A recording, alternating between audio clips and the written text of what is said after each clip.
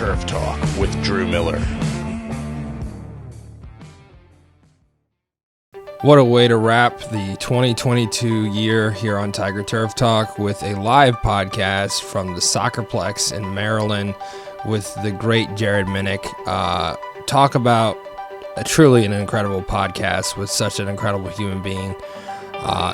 When I talked to Jerad, it was just all passion for what we are as sports field managers and trying to create the opportunities for those that don't know who we are, that really don't comprehend the significance of our industry and how critical we are to sort of the fabric of sports. And I think we have a really great conversation about how we're really in the business of sports. We're not just field managers. We're not just turf people. We are in the event business. We are in the memory-making business, and it was just an incredible conversation with such a knowledgeable person with his career and where he's been, and developing the institute at the Soccerplex has truly been a game changer, not just for him but for his staff and the site at up in Maryland, bringing in the next generation of sports field manager. And what's truly incredible, it's not about the young people coming in, it's the diverse people that are coming in from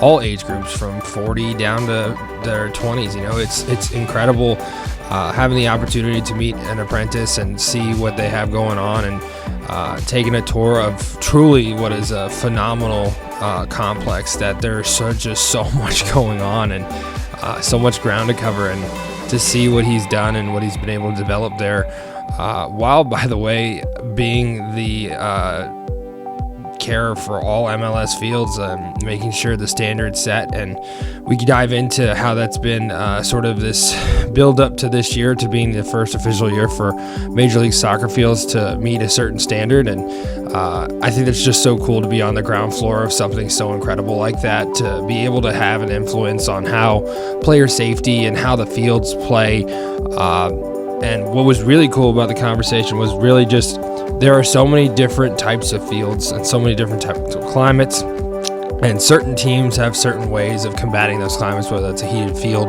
grow lights, or whatever.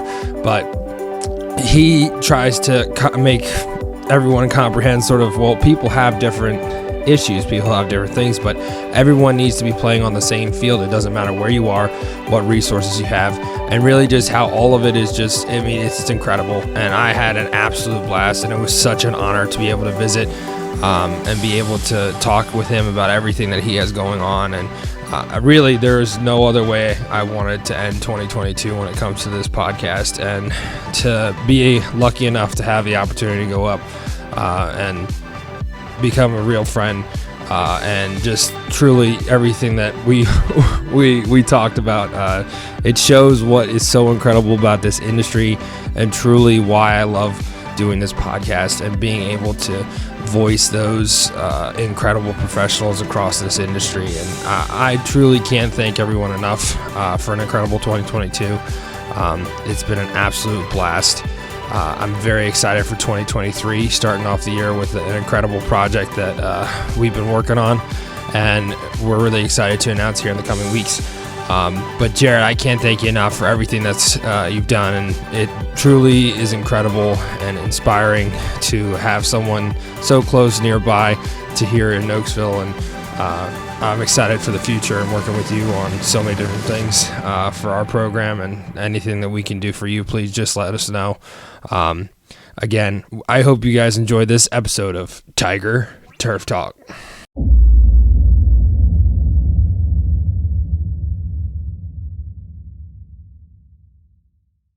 All right, welcome to the 105th episode of Tiger Turf Talk. I'm your host, Drew Miller. We are here at the Maryland Soccerplex with the director of the Sports Turf Institute at the Maryland Soccerplex, also the field surface consultant for Major League Soccer, and the principal for the Natural Grass Advisory Group, Mr. Jerad Minnick. How you doing this afternoon? I'm superb. How are you doing today? Thank you for having us. I'm really excited to be here. It's been incredible to get a tour of the facility and everything that's going on.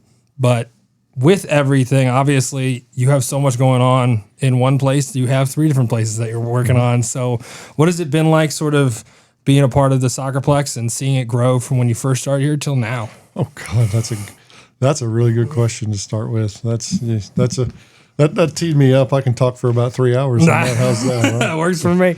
It's amazing to see, to think about how this facility has changed so much from when I started, I guess, in 2009, originally when I was here. Before I came back, I took a 7-year hiatus between my stints here. The way a park, because this is a soccer facility, but this is a park, and the way this park has grown, the way these fields have matured, the way sports have changed, the way youth sports have evolved, especially in the Mid-Atlantic, here in the Washington, D.C. area, youth sports has evolved a lot. Soccer was a big deal. There was a little bit of lacrosse in 2009. Now, one of our biggest revenue sources is lacrosse, and it is continuing to grow. We have a collegiate rugby event this next year for the first time ever. I think 250 collegiate rugby teams are going to be here. So the evolution of the park, the evolution of the fields, the evolution of sport has really been fascinating to see. Does that make me sound old? No. I mean, we were talking about it earlier with everything. I mean, the way sports have changed and how, I mean, ahead of the curve when this was constructed back in 2000, like you said, the way that they built it is just incredible. And to see what you've done, we talked about some of your cultural practices that you're doing, obviously, when it comes to traffic and the amount of hours and the amount of time. Could you sort of give us the little take that you were talking about earlier about how we need to be our own best advocate when it comes to, if we want to get more, we need to be able to provide more, whether that's events, other things like that. That's, in my eyes, that's how, as an industry, we need to start looking at everything, because we're not going to avoid those concerts. We're not going to avoid the insane amount of traffic that everyone is expecting of us. Could you sort of give your take on that and how it can really change what this industry does and where we're moving towards? It's another good question. I mean, that really focuses on what we call grass can take more. And that's really about, and it's really what we've been doing here at this facility since 2009. It's what field managers are doing across MLS, especially as opposed to the other leagues. But there's a lot of field managers in Major League Baseball and minor league baseball that should be greatly commended for the just insane number of events that they manage on a yearly basis as well.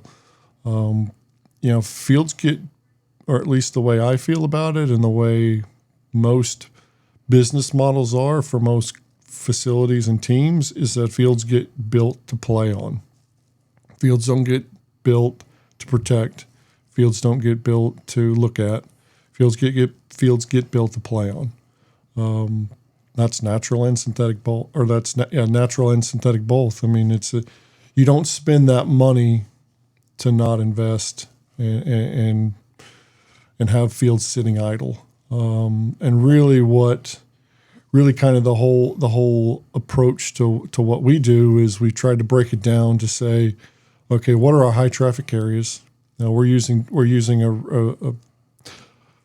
it's considered an advanced approach using data and technology. We don't feel like it's that advanced at this point. We've been doing it for 6 years of really field surface testing, understanding traffic patterns, tracking the traffic pattern itself when it comes to AI sensors, using drone technology to be able to use NDVI to track traffic or plant stress. There's just so much technology that's working in our favor to track those high traffic areas. Then we maintain those high traffic areas differently. If you're on an airplane and you take off out of an airport and you look down, you see an athletic field, all the athletic fields around, you see the middles are worn, or the goal mouth closest to the parking lot. I mean, I've had the privilege to work in 17 countries. It doesn't matter what language they speak or what age the players are. The goal mouth closest to the parking lot or the goal mouth closest to the locker room is the area, or the home team dugout. It's the same in every situation, the high traffic area. So that's the area that's failing. That doesn't mean the whole field is failing. So the way we kind of prescribe our maintenance, or the way we really look at it, is we need to maintain those areas differently than we do the rest of the field. Whether it's extra aerification, whether it's extra decompaction, if it's lightweight mowing equipment, pedestrian sprayers, the different things that we do here at this facility to limit the amount of damage that we cause culturally versus allowing the players to do the damage. We spend a lot of time on that, and it pays off. I mean, we host well over 500 matches of field per year, well over 1,000 hours of events. I mean, Bermuda grass has allowed us to go even higher. This year I guess we're still technically in 2022 as we talk, but let's say this year and now the new year in 2023, we're gonna beat that by another 10 to 15%. Question I love is how much is too much, because there's a lot of people that like to put limits on the number of hours or the number of events that a grass field can actually take. I don't know how much a grass field can take, and it's my job, it's my business. I do it every single day, and I've been doing it for many years, and working with field managers and being a field manager. I still don't know, because I've still never put all of the pieces of the puzzle together. I've never been able to utilize all the technology, have the best soil structure, have the best grass type. You got to get those pieces of the puzzle completely put together to have this indestructible type field. The sky's still the limit. So I love and loathe that question at the same time. Well, how much can a grass field really take? It's a hell of a lot. Pardon my French. And you can say whatever you want. It's a lot more than we think it is, and it's a lot more than traditional thinking would tell us that it is, and it's a lot more that our traditional institutions tell us that it is. We disprove it all the time. There's field managers around this country and around the world that disprove it all the time, and my hat goes off to them because they are fantastic, and thank goodness for what they do. Man, that's incredible. I mean, the viewpoint of that, of trying to comprehend what it can and can't, and it's like you said, there's no true answer. And like you keep talking about, the science-based fact of it is incredible. Like, you don't know. And then you take into account all the microclimates on your facility with, the 30 fields and probably more than that. Sorry, I wasn't paying close attention to it. 24. Yep. So 24 fields. We talked about the area where you have growth lights to sort of combat the issue of shade on that one field. And there's so many things here on the Soccerplex that you have taken into account, and it's incredible to see what you've done. And now take that to a whole different climate, and they have to figure out their structure and the soil that works for them, and all the different aspects that I love about our industry, and I love about the science and turfgrass that no one else knows about. And we're figuring it out every day. We're learning new things every single day, and that's science, that's discovery, that's human nature. Mm-hmm. Creating new ideas. That's what innovation is about.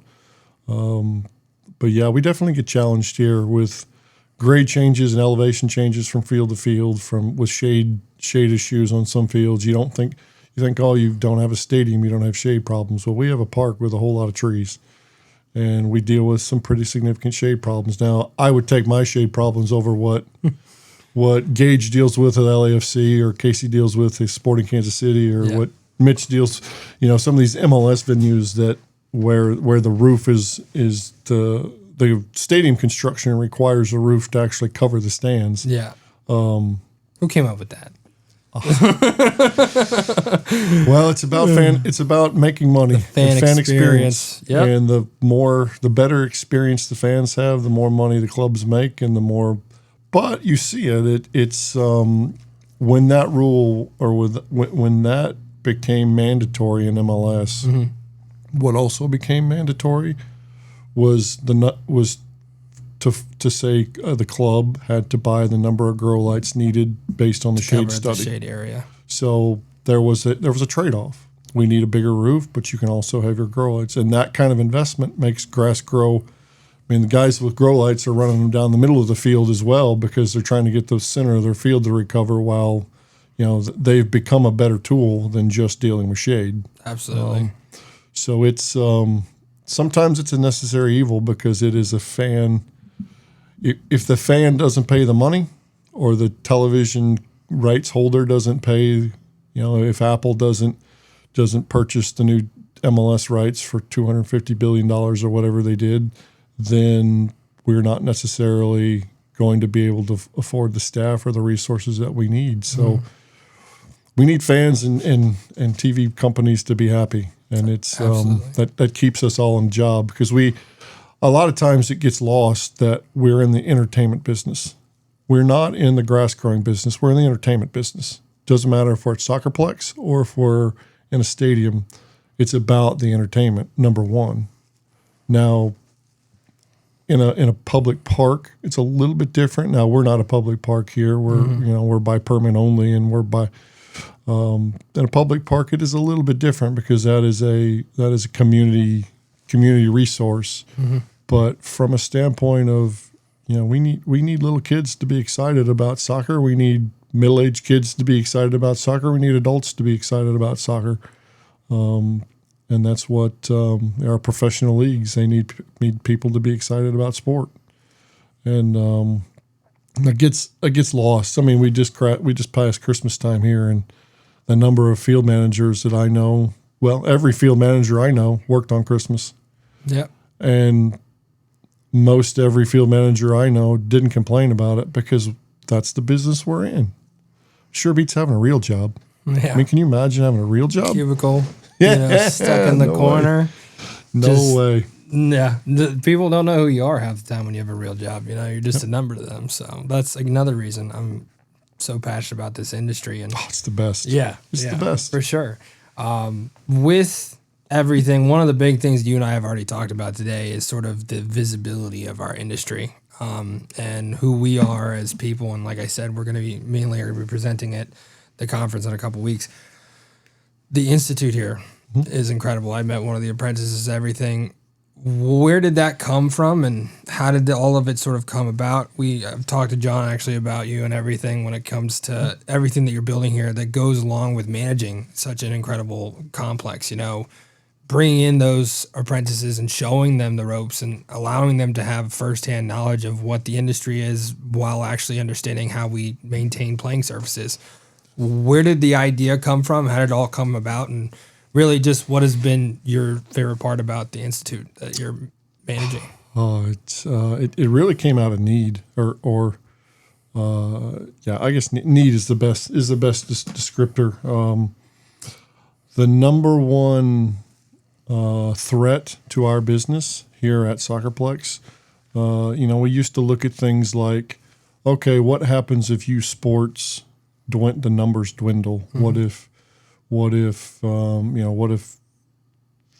like football faces, if we were a football facility, and I know a lot of football facilities are looking at it like, what if we continue to lose players because of the concussion concerns? Like, what is the biggest threat to our business? The biggest threat to our business here currently, or at least the last 3 years, has been the lack of staff to maintain our fields. Because we have fields and we have demand to use the fields, but we didn't have staff to maintain the fields.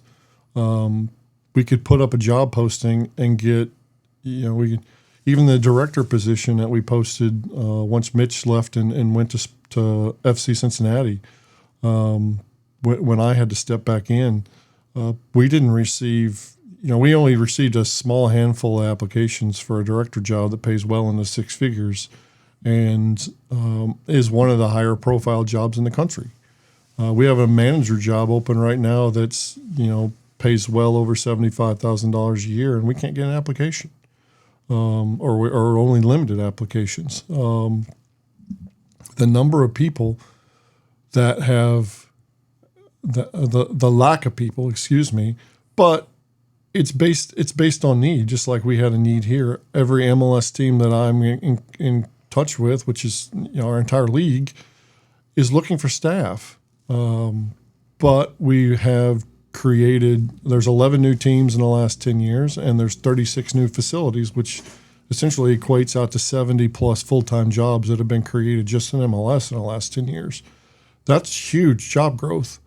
You and I could create a list of 50 Parks and Rec departments that now have field maintenance staff that 10 years ago didn't have field maintenance staff. It's great, the growth that's happening in our industry.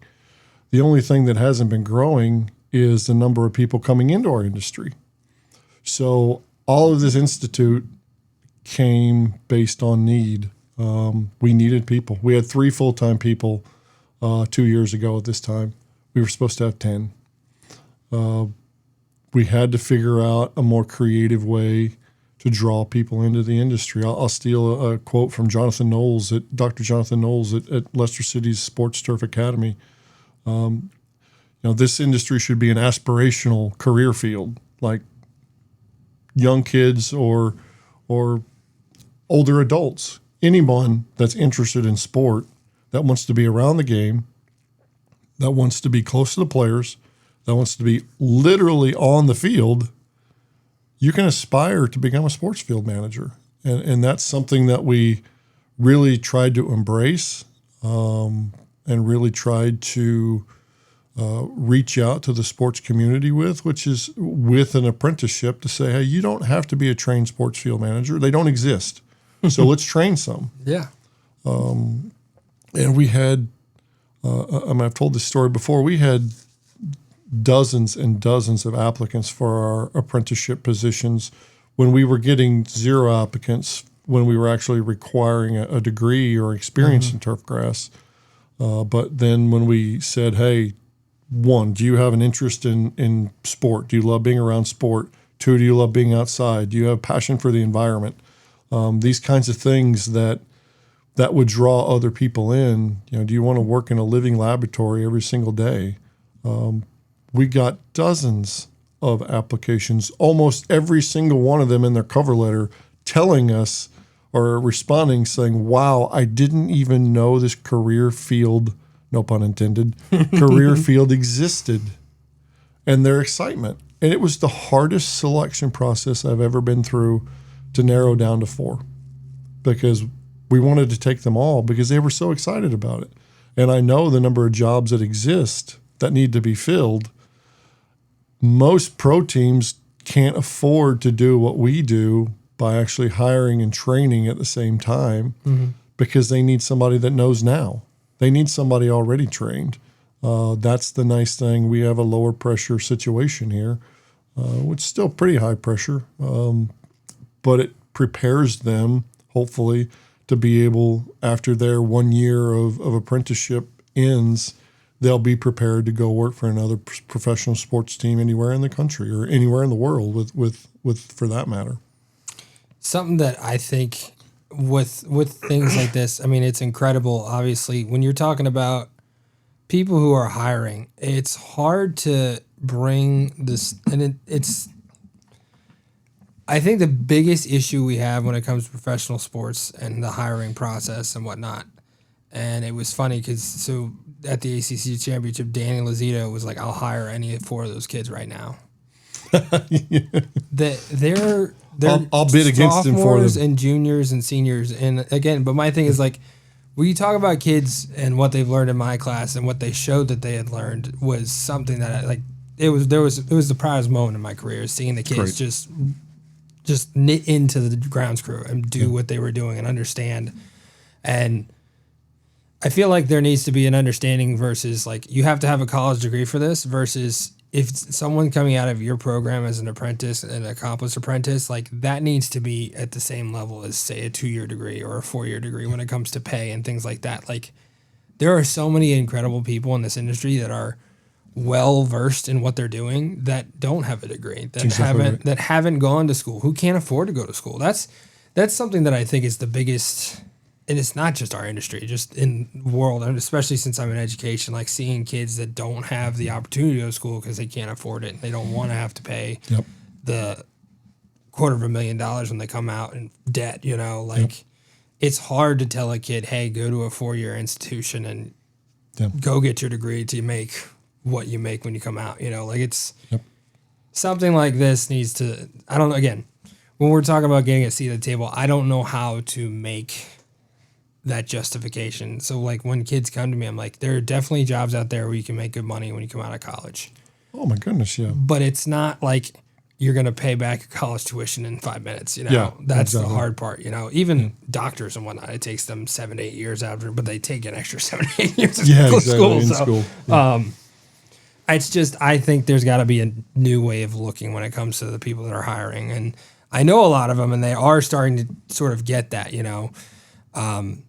What would be your thoughts on people that, again, who need and like we say, many people are like, we have a labor shortage. Mm-hmm. I don't think there's a labor shortage. I think it's a skilled labor shortage. That is the correct terminology. Because everyone can hire someone in like 5 minutes if you actually went and looked. Yep. No offense to people that are struggling to hire people. Like, obviously, like you're saying, you had how many for the 4 apprenticeships? Like, people want to be a part of it. It's just, are we willing to take on sort of that role of being a mentor and educating? Like, there are certain groups that need people who are tenured and do well, but you still want to be having kids coming in, whether it's internships and things like that, so they can learn, so you can bring them back in when they're done with whatever they're doing, whether it's apprenticeship, graduate, college, or even like a high school program like mine. I don't know what that looks like. Do you have any idea of what sort of could be that stepping stone? I mean, it's a great problem to really kind of focus on because, well, I'll step back. The first thing we've done with our job postings is eliminate the degree requirements for our job postings.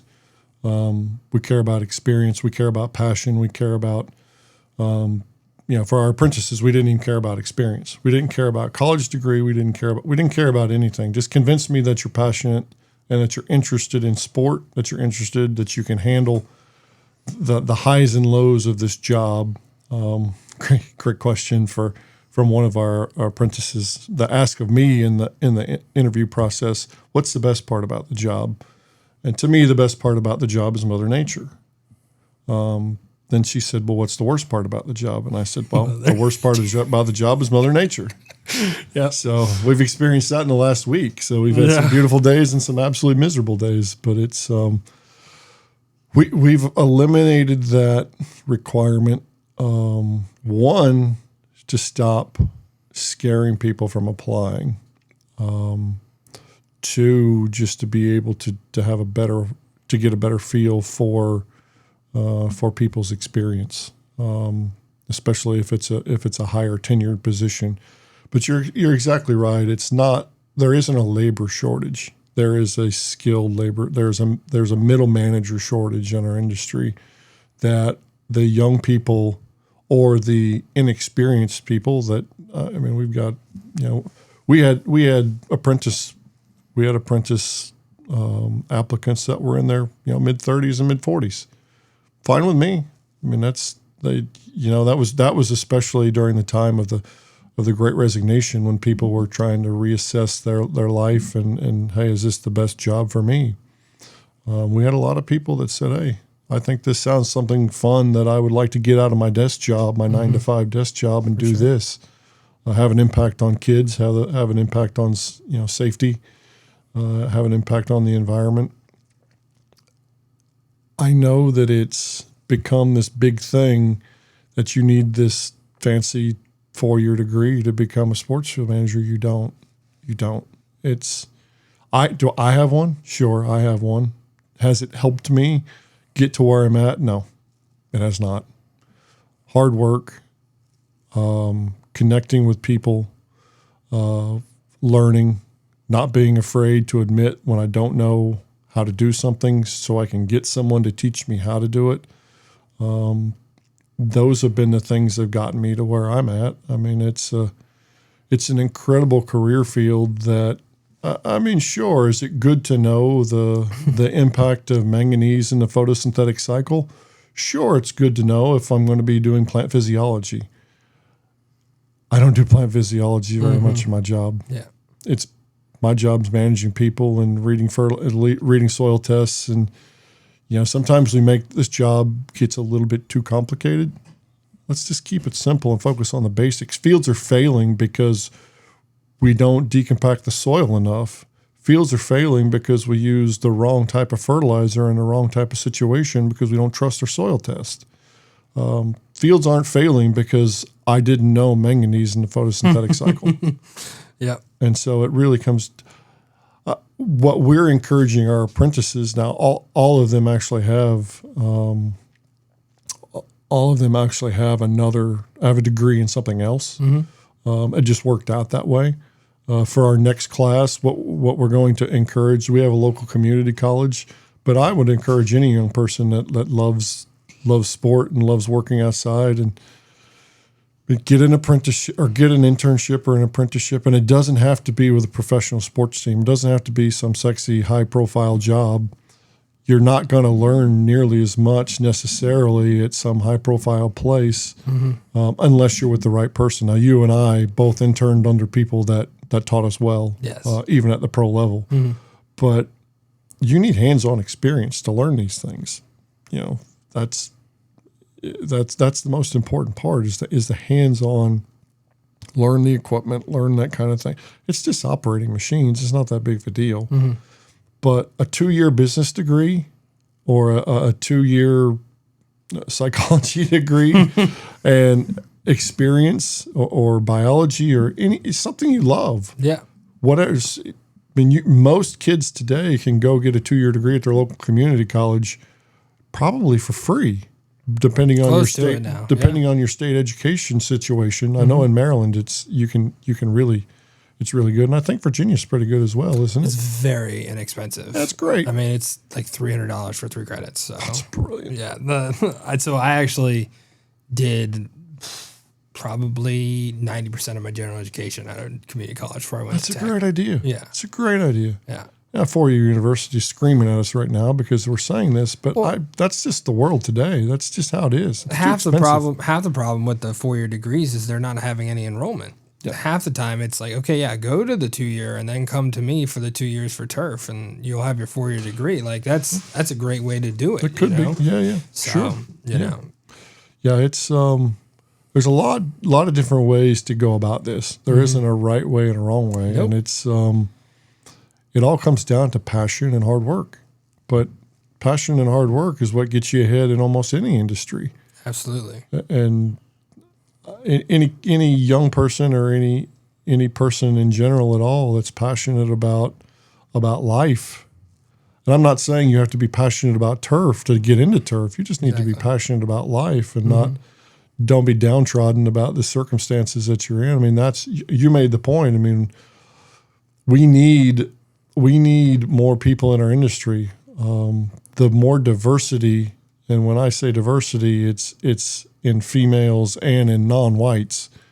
Our industry, let's just face it, we're 99% white and we're 98% men. It's a hell of a lot of opportunity for a lot of fine young people that or people in general that aren't white and that aren't men. And something that, again, like nothing against like our county or anything, like there's a good percentage of people that work on golf courses and even complexes like this that are Hispanic. You know, Absolutely. Especially in our area, like it's a great opportunity for them to, again, push through and be somebody huge in this industry, you know, because the opportunity's there. It's just whether or not they want to take the next step, you know, be an apprentice here versus just being a worker here, you know, like there are different avenues that I think, again, we talk about industry needing help. Like there are people out there that are willing to put forth. You just got to find them. Well, that's part of what the 4-year degree requirement for so many things has really kind of scared away a lot of non-whites because of the lack of economic opportunities. And it's a great opportunity for so many people. And anyone and everyone. Our staff is so diverse. We represent 7 different countries. We have 2 women. I mean, it's just it's only beginning, and it just makes me so excited. It's incredible. It's so fantastic to see the number of people. But you're right. I mean, do we have an advantage in a metropolitan area? I mean, I guess do you count yourself in the Washington D.C. area? I mean, yeah. We're right on the edge, is what we like to call it. You'll be on the edge. Yeah, okay. We're. I don't know if you've been down to Virginia 66. Oh, sure. So we're Manassas, Gainesville, right where suburbia ends. It's right where we're at. Right so we're like on the bottom. You're in horse country. Yeah. Yeah. That's what we call it. In Maryland, we call that part of Virginia horse country. Really? So Brentsville is like on the line where 4 lanes becomes 2 lanes. Like it's pretty crazy how like the country is like right past us. For those of you who are listening that are from the DMV, you'll know the Maryland Virginia divide. It's like when I moved here, it's like, oh, you live in Virginia? Oh, that's way too far. It's like Tyson's is 10 minutes from here, and it's like, oh, that's way too far to go. I don't go into Virginia. No, I hear you. It is true. But the problem is we're not all wrong because traffic is awful. Yeah. 10 minutes could be an hour. That could be we don't know. But no, for sure. But it's just there's so much opportunity. And it's whether it's and what John Ledwidge has done at Leicester City, and with their Sports Turf Academy. I mean, I'm indebted to him for they were really taking a swing at it before we were even taking a swing at it. Mm-hmm. We were providing, or my firm was doing a lot of the continuing education stuff. They really started the apprenticeship stuff, and we kind of stole a page out of their book. Mm-hmm. And but what they've done is just superb. I was actually there last week, and to actually experience it firsthand and see the impact that they're making on the people that they've hired, and to see all those people becoming, viable full-time staff that are just crushing it. I mean, the quality of field that they're producing is insane. It's another level. It's another level. And I would say people, honestly. Yep. I mean, I ran into, what's his name? I was at the GCSAA, and he sent his golf course superintendent that works on the facility over, and he's like, Drew. I'm like, I don't know you. But I had like a 30-minute conversation with him on the Midway. It was in San Diego last year, and I was like, it's just an incredible guy. Like, I don't even know him. It's like, sorry, I didn't mean to cut you off. No, they're doing great things. They're doing great things. I mean, it's to be able to have staff buy in is the number one key to produce quality.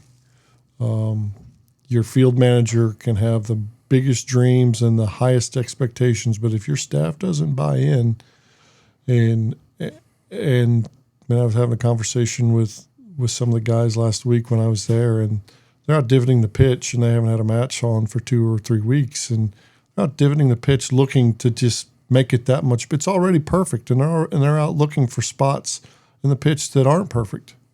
Like, that's the kind of, and that's not something that anybody told them to do. That's what they do. They buy into it. Standard set. That's exactly right.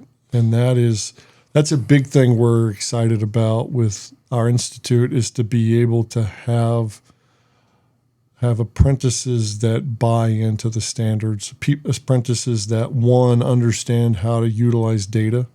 It's a big part of our apprentice program is we've started rotating our apprentices through on You're Our Data Tech this week. Go collect the surface data, go collect the moisture data, do these kinds of things, decipher go through and analyze the data, to let them take turns understanding the data. Now we're toying with actually figuring out a way to let each of them essentially sort of, quote, be in charge for a week. For the springtime, we're going to split up our facility into 4 parts, 4 sections that each apprentice will be, quote, in charge of that section for a week or 2, and then rotate. And then you get experience on Bermuda grass, you get experience on cool season grass, you get experience on sand-based fields, you get experience on a native soil field, all of these different things that we're dealing with this facility. Because then you start to understand the expectation and the standard of really getting the detail things right. So we're at a really fun point in our apprentice program because we're 6 months in. The foundation is laid. Now we're kind of got this lull here during the winter that we're doing and we do classes twice a week. Mm-hmm. So we do classes for 60 to 90 minutes every Tuesday and Thursday. And we have the foundation laid, and it's just going to get better from here. But it's the hardest thing to teach is standards and expectations, because if a person doesn't hold themselves to high expectation, high standards already, it's hard to teach that. Yeah. So for young people that are considering this, I mean, I mentioned passion, and then being able to hold yourself accountable. It's really important. It's really important. Yeah, and I mean, everything you said was like music to my ears when it comes to like my program and my kids. It's you can't be successful without the people around you. And when it comes to like our program, like the people are like, well, how'd you do this? How did you get field of the year? How'd you do all these things? Like, it's my students. Like I can only do so much as one person, Right. If they're not buying into like what we're trying to do, what we're about, what we're trying to build there, like you can't have any of it. Like it's not, you can try as hard as you can, but if your students aren't doing the work and not advocating for you, not doing the basic things, and something that you said was with all the data and empowering your apprentices, like empowering someone even with a little bit, that's, I think, what has failed the system when it comes to internships in our industry.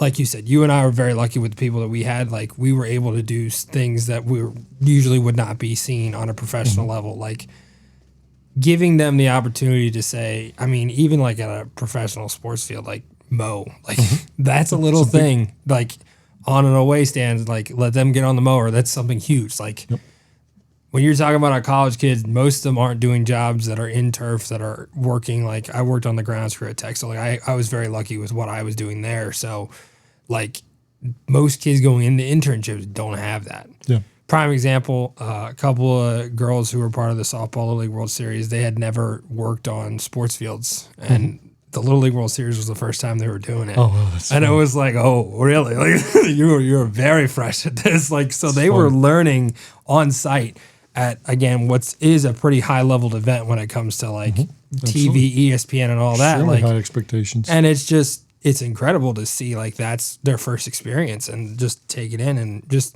giving them the opportunity to have somewhat of a say is something that'll change everything, and with the classes, I think honestly, like if you're able to in an internship, if you're able to in like whenever you have staff, is like just sit them down and go over something. Like one of the big things that I've noticed in my tenure, like teaching wise, is like I don't understand the turnover of my class to the next class. It's understanding like, hey, maybe I should go over certain things again in a certain way so that they understand that this is the standard. This is what's expected of you, because your class that moved on to the next class already knows that, but you forgot that this is a new class. Like, so taking the time at a very specific time, you need to understand this point so that everything goes according to plan throughout the season.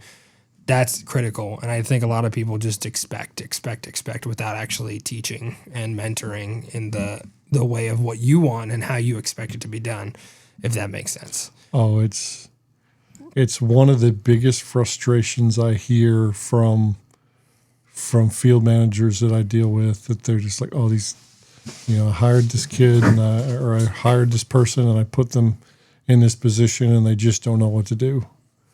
Well, how do they know what to do if you don't tell them what to do? It's our job as it's why we're the director, like you direct. That's kind of that's been something that's lost or been lost in the last 5 to 10 years, because so many sports field maintenance programs have been stretched so thin that you don't have time for that mentorship. 100%. And so it's like, well, we don't have time for that today. We don't have that time for that today. But it's one of the most important things that if you don't make time, and it's hard to make time when you don't have time, 100%. but if you don't make time, then that person's going to become a burden as opposed Breaking to an things, asset. having issues and stuff, yeah. And once they start to lose their self-confidence, then that becomes a bigger problem. And that's something that becomes it becomes viral throughout the entire organization. So it's really hard to overcome, especially as I mentioned, as stretched thin as our our organizations are, because we are having to do so much with so few people. But it really comes down to how do we continue to improve that. I mean, it's a snowball effect. It's, again, like you said, viral. If you have something bad that gets to the next person and goes to the next person, it's going to become an infection of the whole staff. And then you lose everyone, and you're now stuck with the staff that doesn't want to do anything for you. And that's a whole nother level of terror, Well, I mean, that comes into that word culture. Yeah. That you hear the word culture used in business. Well, guess what? We're in business too. Mm-hmm. We manage and run departments that have budgets and staff and HR rules, and we're in business. And culture, I mean, culture is what it comes down to, having that. And sometimes it's more important to stop what's going on and fix it. Yeah, and reset. That's a good word. Reset, and have that come to Jesus meeting. And I like to what we've really kind of tried to instill here is that team aspect. The good thing is our apprentices and most of our staff like sport, so they have all come from playing sports. They've been on teams.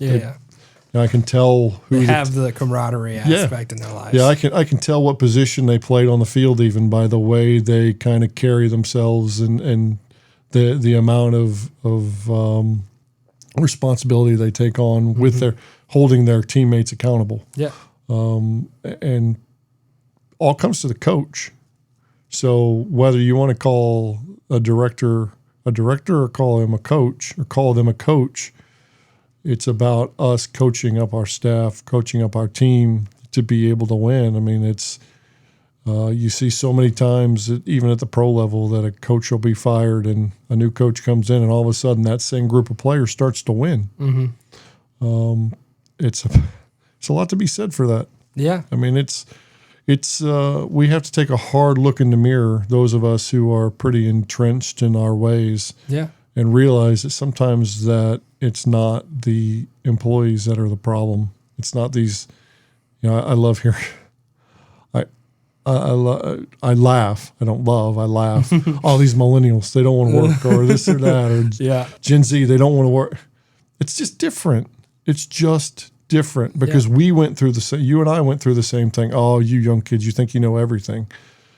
No, we don't, but we want to. Yeah, for sure. And we're part of, and that's one thing that's interesting for young people coming into the industry today, is those of us. What am I? 43. Those of us who are around my age were the first group of people that made the aspirational choice to come into sports field management and actually say, I want to be a grass field manager. Like, I wasn't just working in facilities and end up taking care of the field. Like, I went to college to do this, or I got an internship to do this. The next generation, you get to continue that. They get to continue that, and that is really cool because we're kind of learning and becoming, all becoming better together. 100%. But it's humbling. For sure. Because that's what data alone, data and analysis of fields is a humbling business because you think you have it figured out, and everything in your intuition tells you have it figured out, and the numbers and the data says different. You're like, well, hold on here. What gives? And that's why a lot of people are scared of data. They don't want to be. I hear them say, you're going to expose us to criticisms that didn't exist before. Okay. Well, that's not a bad thing. It makes us better. Data and sports science are going to help us increase salaries. They're going to help us increase respect levels. They're going to help us increase the importance of the profession, because those who are using data and do their job correctly are a valuable part of the team, and they shouldn't be lost. So I think salaries and such will start to correspond or are corresponding. They are at least in soccer. It's certainly improving. That's for sure. For sure. Now, something that sort of coincides with all that, and we talked about it with a few different people, and one that really talked about it with was Ludwig, John. Mm-hmm. You were talking about professionalism and sort of how we need to hold ourselves to a higher standard. And I forget who else. It might have been Carl Stanley, actually. Mm-hmm. Carl goes to a game in a suit. Yes, he does. I think that's incredible, but at the same time, it's like, wait, you're in charge of the field, and any minute you might have to go down there and fix something or something. Like the standard that is set in, again, the UK compared to us is so different.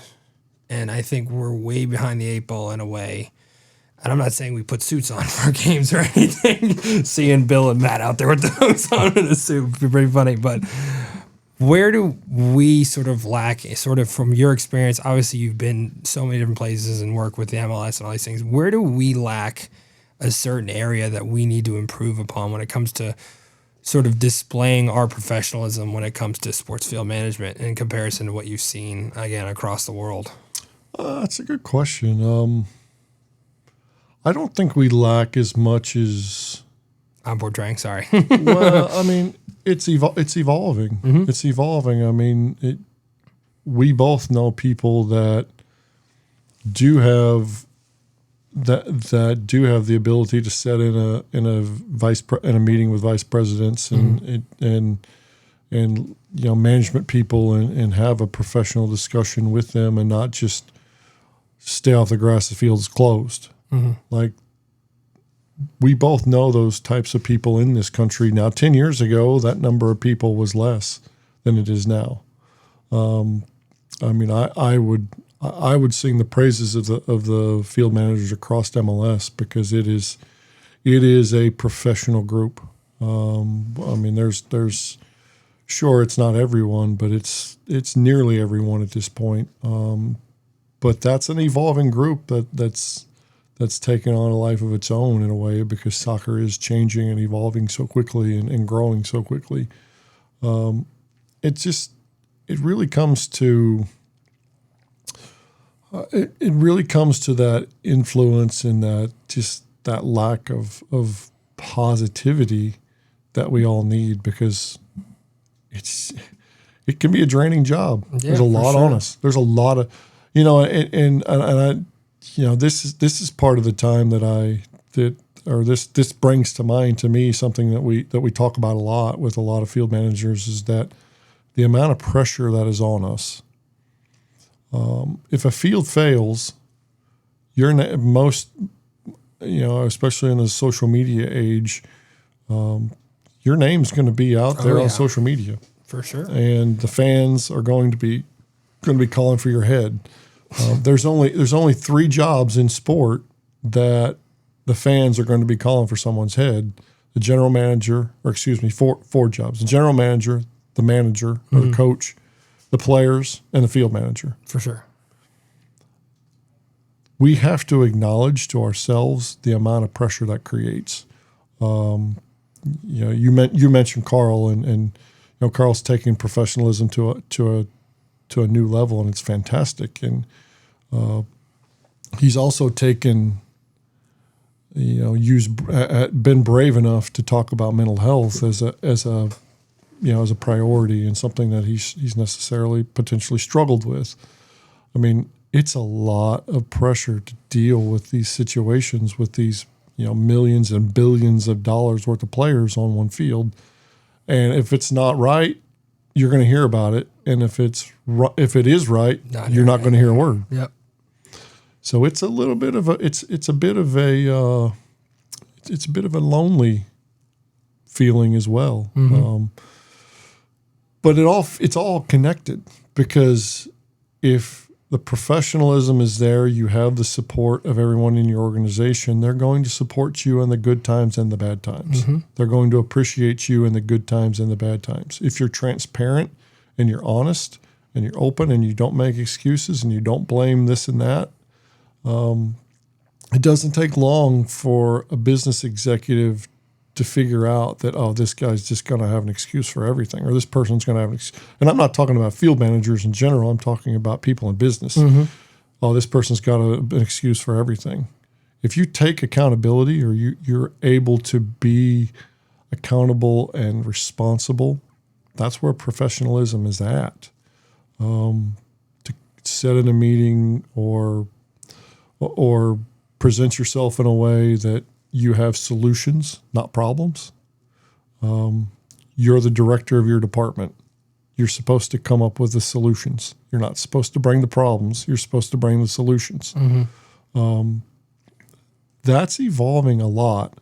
Yes, a lot of the European clubs are known for having that professionalism. They also have a lot bigger budgets than a lot of our American counterparts. For sure. Now that's changing. That's changing as well. But I mean, not enough can be said for what a lot of European outfits have done. A lot of their grounds departments have done, especially with the aggressiveness when it comes to renovations and just having the courage to try something new. The biggest thing I notice is that I have,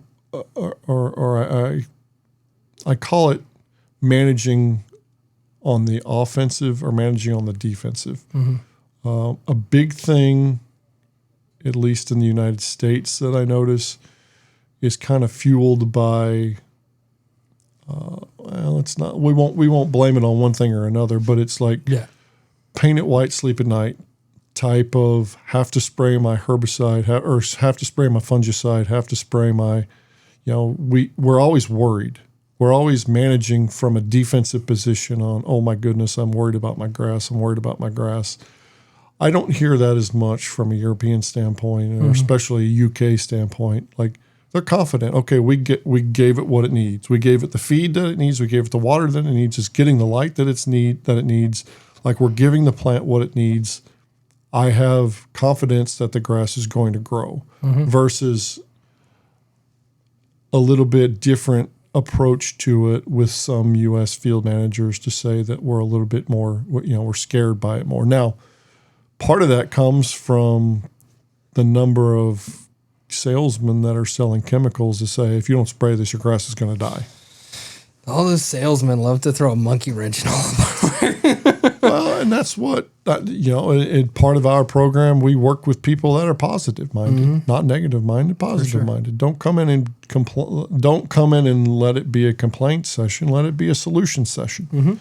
It's about solutions. Yes. And we're making generalizations. And there's people that'll take it personally, but it's a matter of come in with solutions and come in with, but that's for young people in general, or people coming into the industry at all or involved now, is, just people in general, is the more solutions and positivity you have, it's the same place. It's evolving. It's evolving so much. There's so many more higher paying jobs now than there used to be 5 years ago or 10 years ago. There's so much more respect for field managers. Do we have a long way to go? Yes. Very long way. But at the same time, we have to be ready, because if we want more money and we want more notoriety, we also have to take more responsibility. So that's more pressure. 100%. So it's a double-edged sword. For sure. It's I think it's great. I mean, I bring on the pressure, because that's what we do this because we love it and we want to be a part of a team that wins. I just love how you bring up, I mean, in when it comes to professional accountability is critical. And it's one of those things that you have to sort of teach in a way, especially like with your, again, institute and my program is, guys, guess what? You're not going to get in trouble if you hold yourself accountable. Come tell me if you broke something or if something went wrong. Please tell me. You don't break things if you're not doing things. Exactly. If you're not trying, there's really no point of you being here as a student. By holding yourself accountable and telling us when things go wrong, guess what? We're going to work together through it. We're going to fix it together, and we're going to be able to understand that this is what happened. But if you do something and you don't tell me, it leads to harm of someone else, or my boss finds out and I have to deal with it because I'm the one that's responsible for you. These are things that, your professionalism, my viewpoint on you, it just plummets. And that's where, like you said, it's perfect. Like accountability is the foundation for professionalism. And when you spoke of the double-edged sword, it's very true, you know. But I think our industry's been put in a sort of avenue where that pressure is already very prevalent and already there, you know. Oh, it's extreme. You know, what was the other day? Jared Goff with the field in Carolina saying that the playing surface was below NFL standards because it was freezing. I'm like, Danny does everything that he possibly can for that field. Like, it's an artificial based field. There's much more that he could do to it when it comes to a managing standpoint of what was -5 out or something. Like, you got people like Travis that you were talking about. Like, he's got the heating system on. He's got all these things, and it's the best that he can. And he'll come out and say, like, well, we were able to withhold the standard of what we normally play on because of the things that are in this natural grass field. Which we won't go there yet to drop that bomb, but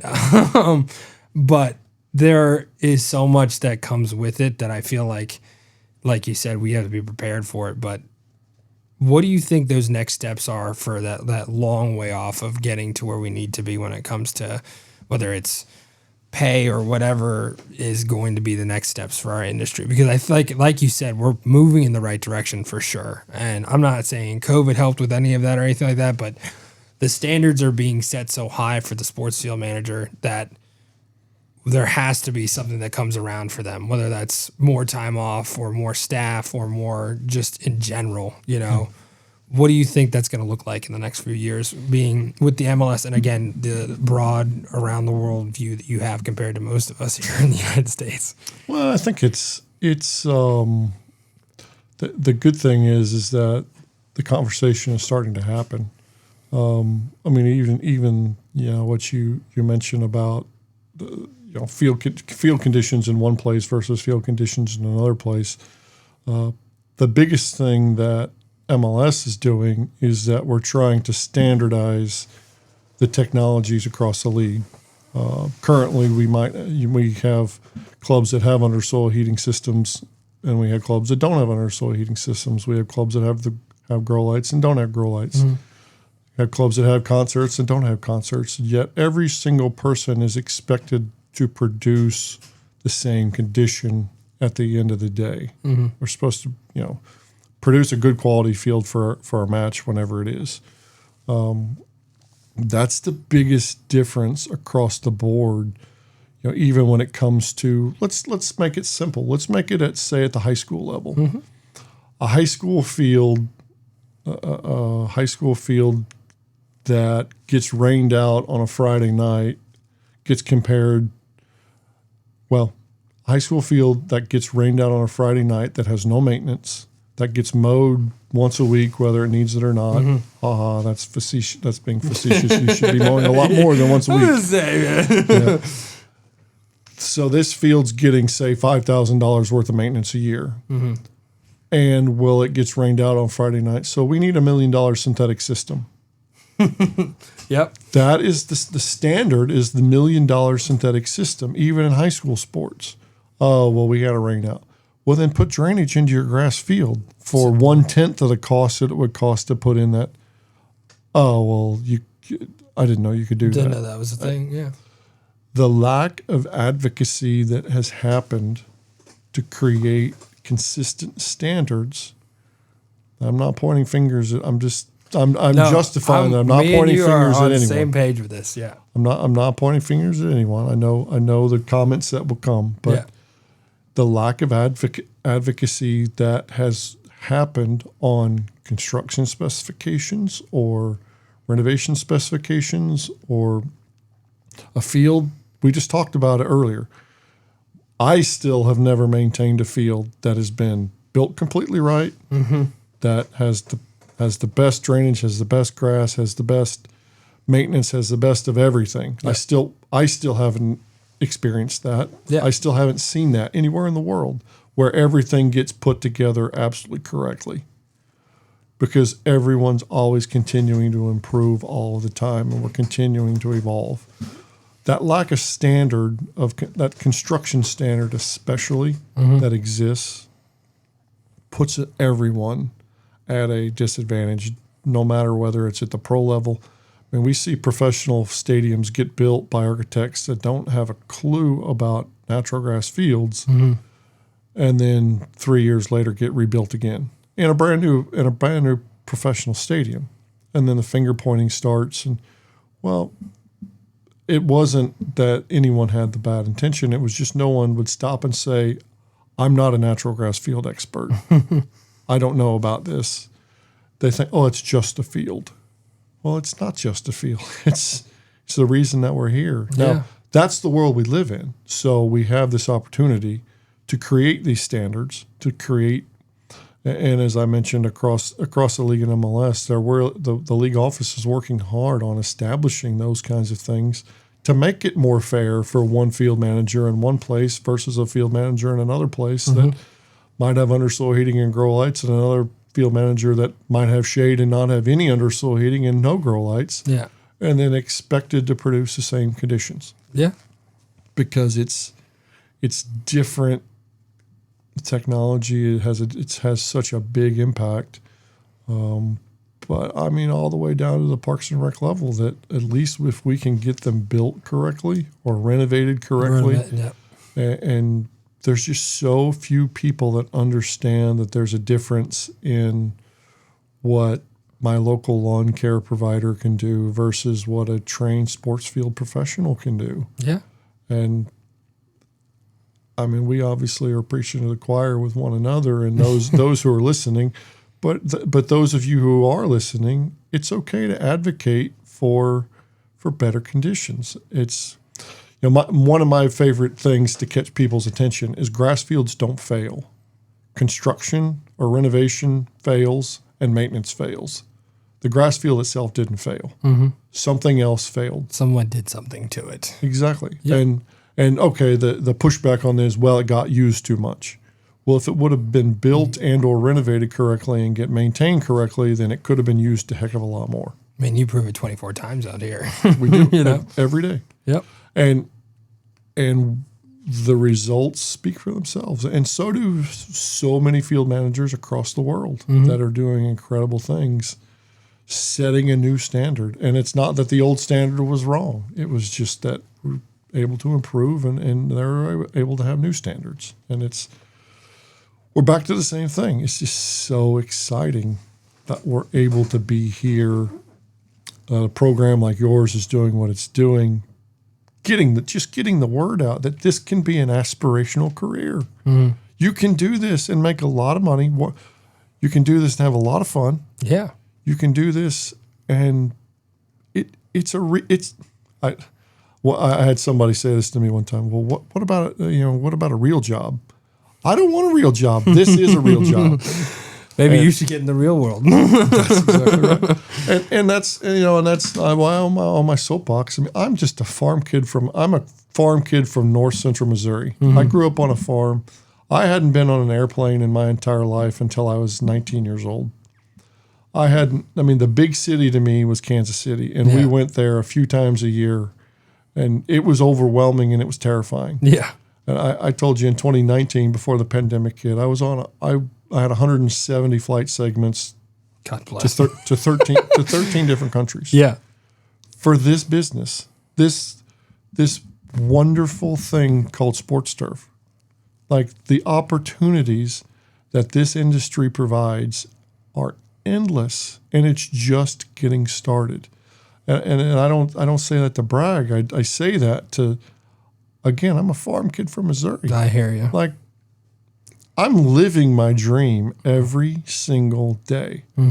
Like you and I were talking about. I mean, and we did our fourth Grass Can Take More workshop in Tokyo, Japan, 3 weeks ago. It's just, and I was telling someone the other night that after having to take off the amount of time from travel because of COVID, like, I definitely appreciate it a lot more now. Like, it's like pinch yourself. Yeah. Like, it could come to an end. Yeah. And to be somewhere in a foreign country, in a different place, different language, different food, different culture.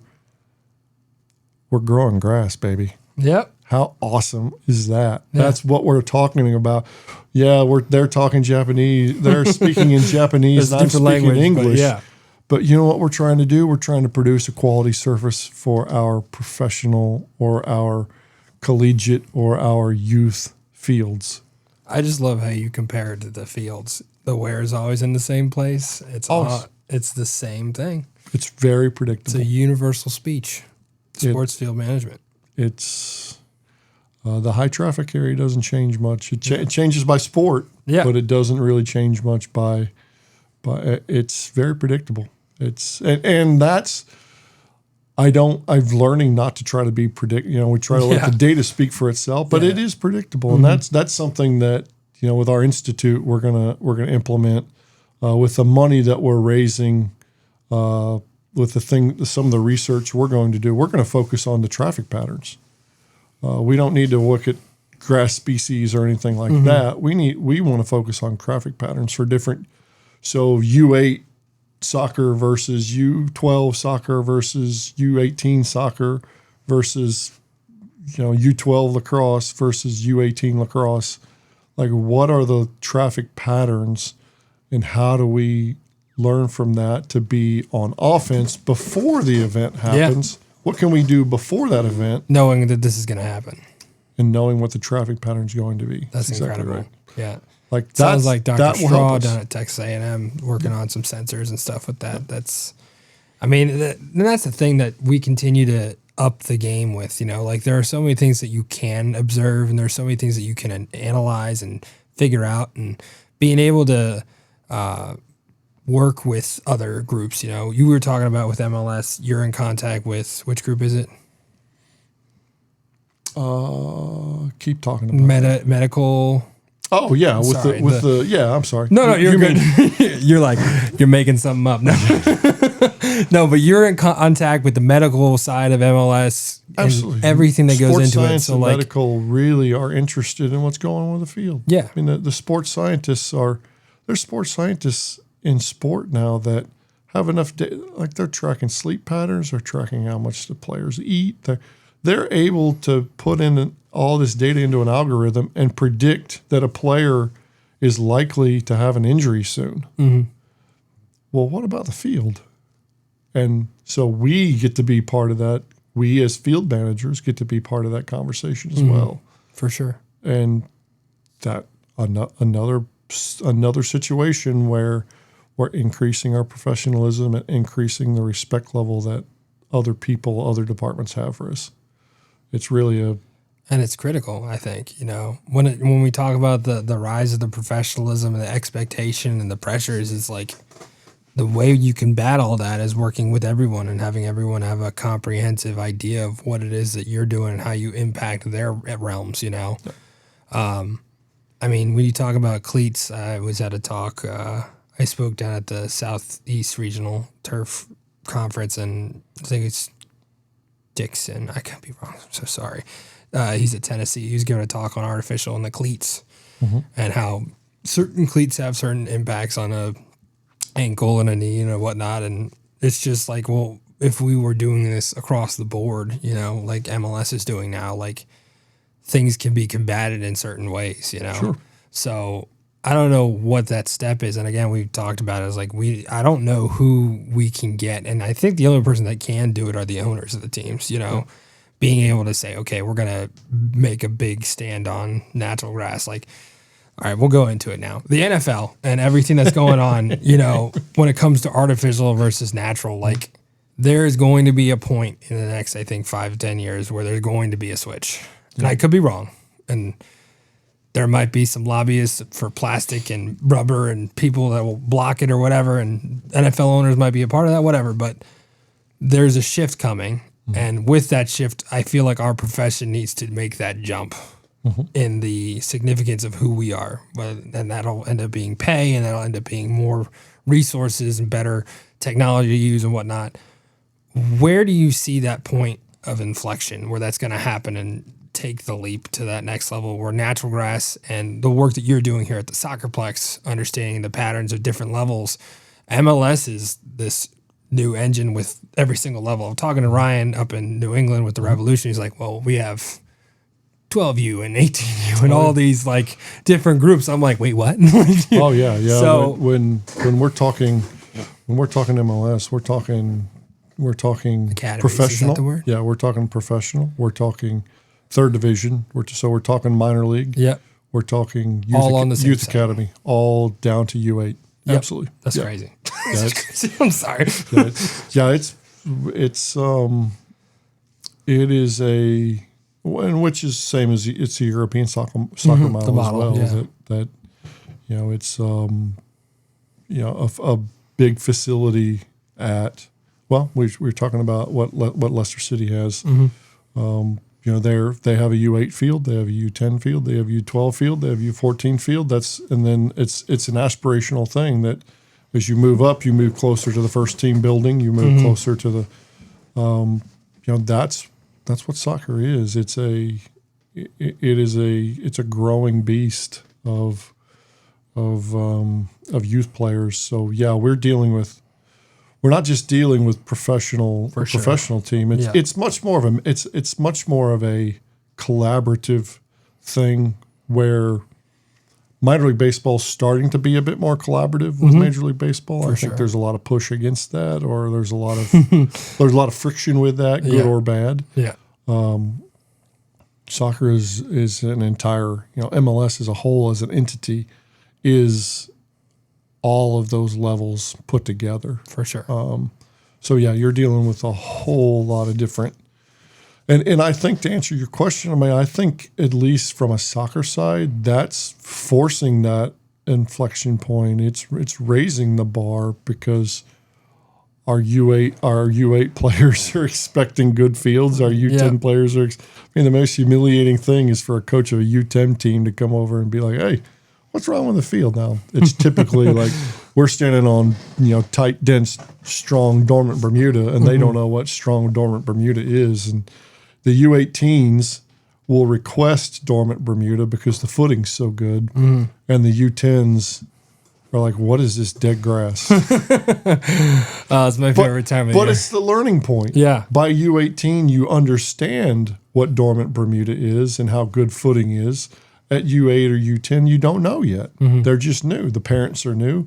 And that's one thing that's a continual, you mentioned it earlier with new students and new classes. We have new parents and new players that we're educating all the time. For sure. We're educating that lower level of player all the time because they're always new. So each year or each every 4 years or every 6 years, we have a crop of whole new players, just like you have an entirely new student population. For sure. We have the same thing with players that we're educating. So the inflection point, at least for us in soccer, I think is here. For sure. But you see that in investment at the professional level in undersoil heating, grow lights, field replacements. We've got the most advanced stadiums in the country are soccer stadiums. They're not other professional sports stadiums. They're soccer stadiums. Yep. Is that a good thing for the industry? No. Is that a good thing for soccer? Yes. Absolutely. But it's it's kind of like a lot of people, and I think there's politics involved. There's conservative versus not conservative.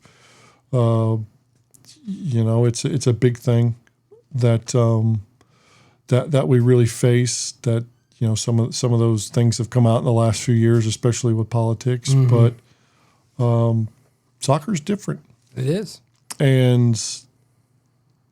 And for whatever, but lacrosse is as well. Lacrosse is as well, and it's not traditional to American sports, but it's raising the bar and trying to have a little more consistency across sports. I think is going to be, but you see where synthetic turf has focused Initially, it was on football fields, and now synthetic turf is really focused on baseball fields. Yeah. So it's interesting to see how that the aggressiveness of those sales tactics impact the different sports. But I mean, it's a great question you ask about that inflection point. You know, what is the conversation at the NFL level?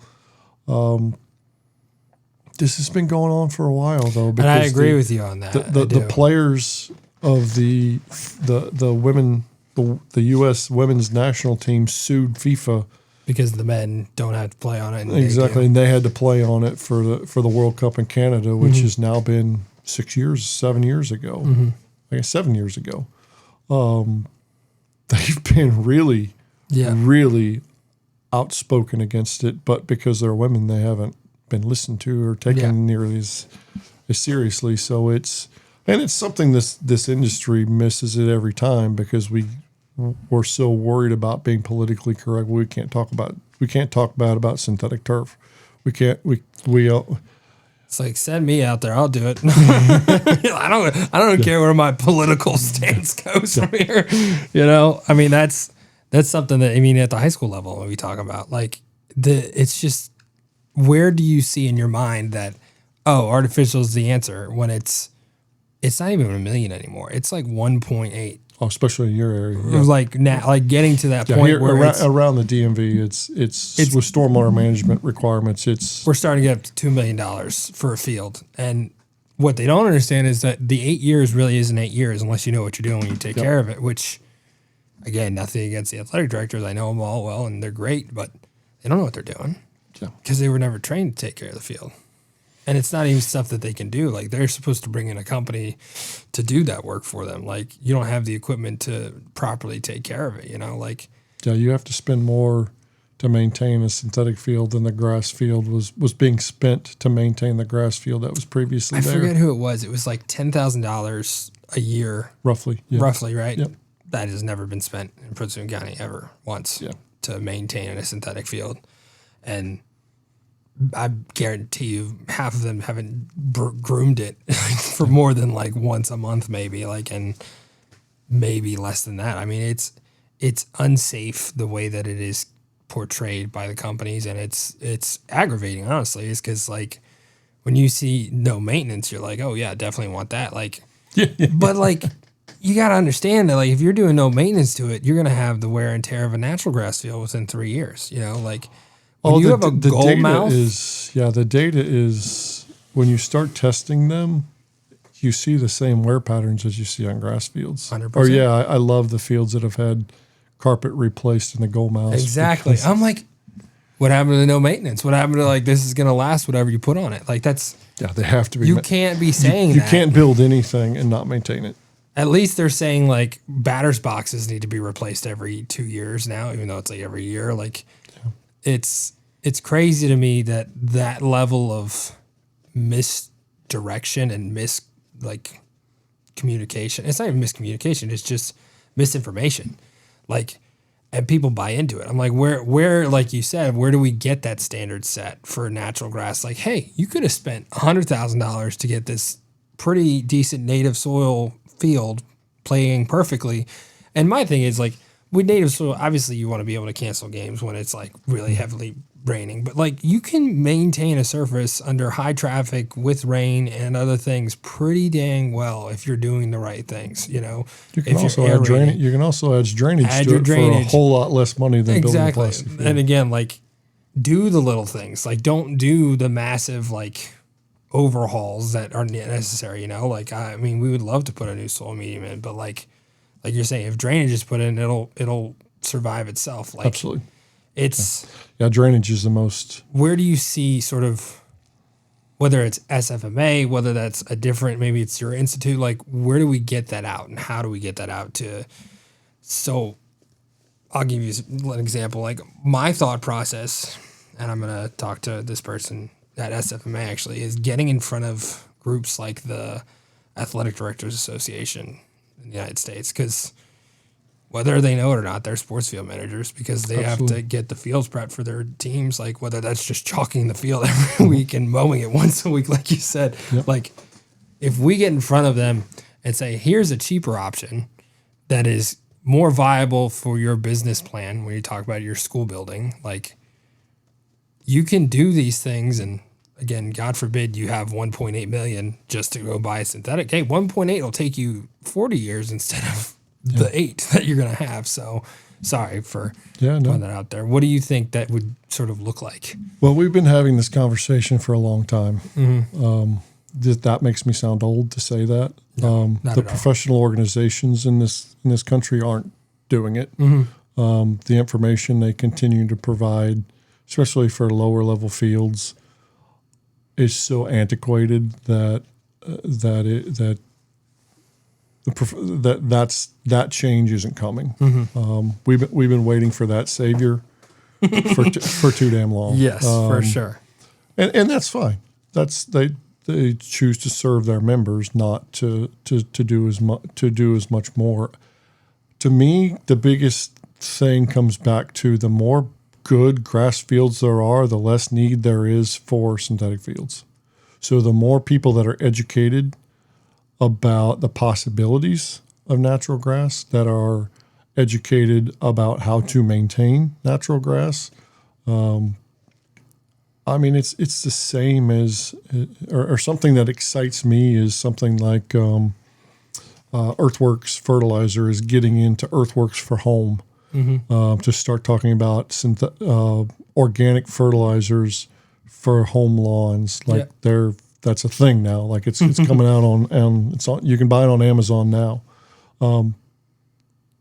That excites me because that gets homeowners talking about organic fertilizer for grass and the good of grass on the environment. What excites me is a program like yours that's educating young people in high school about the possibilities and the positives of natural grass. We're not preaching to each other. You're preaching to a new group of people that haven't heard it before. What excites me is something about like our institute that is trying to educate that wants to educate the players, the over 900,000 people that came through this park in 2022. We want to educate those people about the positives of natural grass, about the positive impacts of properly maintained athletic fields. I think that's where the change comes because it's there's a group on Martha's Vineyard called the Field Fund that they're the only advocacy group that I know of in the country that has taken their fight against synthetic turf and put the money where their mouth is. They have raised money to maintain the grass fields on Martha's Vineyard and to say that look how good our grass fields can be. That has gained them a lot of respect and really opened people's eyes. Wow, look how nice these fields are. Oh, you mean we can play on it when it rains? These are the kinds of impacts that we have to be in action. We can't just talk about it, but you're in action, and I thank you for it. And I think every single person that's what'd you say? This is the 105th podcast. Yeah, I think all 104 people before me for being in action and taking part in the conversation to help educate people outside the industry about how wonderful and how positively impactful this industry can be and is on a daily basis on not just the environment, not just player safety, not just sport itself and playability and the possibilities for all of these young people and the things that they can do as athletes. That's where it's at, man. I used to think that it was advocate. We have to accept what we're against. We can, like, I can go speak in an athletic director's meeting, but that athletic director is going to see 4 synthetic turf salesmen in the next week. Yeah. Because there's so many people selling synthetic turf. There's nobody selling natural grass. Or or there's a few contractors that are out there doing it, but it's a matter of nobody's selling the industry, including the professional organizations aren't selling the industry because they include synthetic turf fields. Yeah. So they don't want to step on anybody's toes. So that's what you're doing of being in action. I think you answered your own question because you're doing it. I feel like I haven't done anything.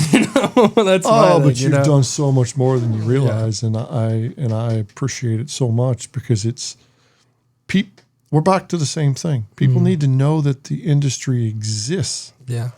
This can be a career. This is an industry that makes an impact with all of these positive. And I was talking to my buddy Zach, who's now the director of turfgrass for Central Park for the fields. And can you just talking to him and talking to his staff talk about a positive example for in a city of 12 million people, 13 million people, the number of people through that park on a daily basis. Yeah. I mean, we get excited about 900,000 people through our park in a single year. He probably gets 900,000 people through his park in a single day. Yeah, for sure. And when those fields in Central Park are in better condition because they're being maintained by a sports field professional and somebody that's passionate and care. What a great way to make a living, taking care of the fields in Central Park. I mean, and talk about a positive impact on the community. Yeah. You're doing it. You're having an impact. That. You're getting the word out, and that's what we have to do more of, and being positive about it. And that, I think we talked about a little bit on the drive, was from the ground up. I mean, when we talk about advocacy for the industry and for natural grass and all these things, if we start at our youth athletes, so we're in the memory making business. Like, amen, brother. Like we are creating the opportunity to have memories in all aspects, whether that's the parents watching their sons and daughters play, them playing actually on the fields. Professional athletes are playing on fields that spectators come to all the time, and World Series down to Little League championship games. Like it's stuff that you will have with you for the rest of your life that people don't understand, like the gravity of your work. And I feel like if we're able to bring that to like the eyes of, say, an owner in the NFL or somebody like that, like you don't comprehend, like without us, there is no money-making machine. Well, we have to embrace that even ourselves. Mm-hmm. I mean, as you described that, I mean, it's exactly right. I mean, we're doing a, talking about the script for a documentary to kind of cover the basis of our institute. And yeah, it's fun to get videos and such of our equipment and the work that we're doing and this and that. But where it's really at is with a 10-year-old kid that wakes up on a Saturday morning who the first thing he does is leap out of his bed and say, "Oh my gosh, I have a soccer game this morning." Yep. That's the memory-making business that we're in. Mm-hmm. And we get to do that on a daily basis. And we don't spend enough time talking about that because it becomes monotonous and becomes a job. Yep. And I think that happens in a lot of industries, that people take what they do for granted. But we spend more time complaining about wages or time that we spend at work or this or that. And we spend less time we forget about the positive impact that we're making on a daily basis. Mm-hmm. And not just on other families, but on our own families. I mean, I see it differently now because she'll be 3 in 2 weeks. I have a 3-year-old, and When's her birthday? January 21st. Oh, okay. Coming right up. Say mine's the 5th. That's in 2. Mine's the 17th. Oh, so there we go. nice. January's a good January month. babies. We got Good this. month. Yeah. I mean, I see it through a child's eyes now, so I see it a little bit differently. Mm-hmm.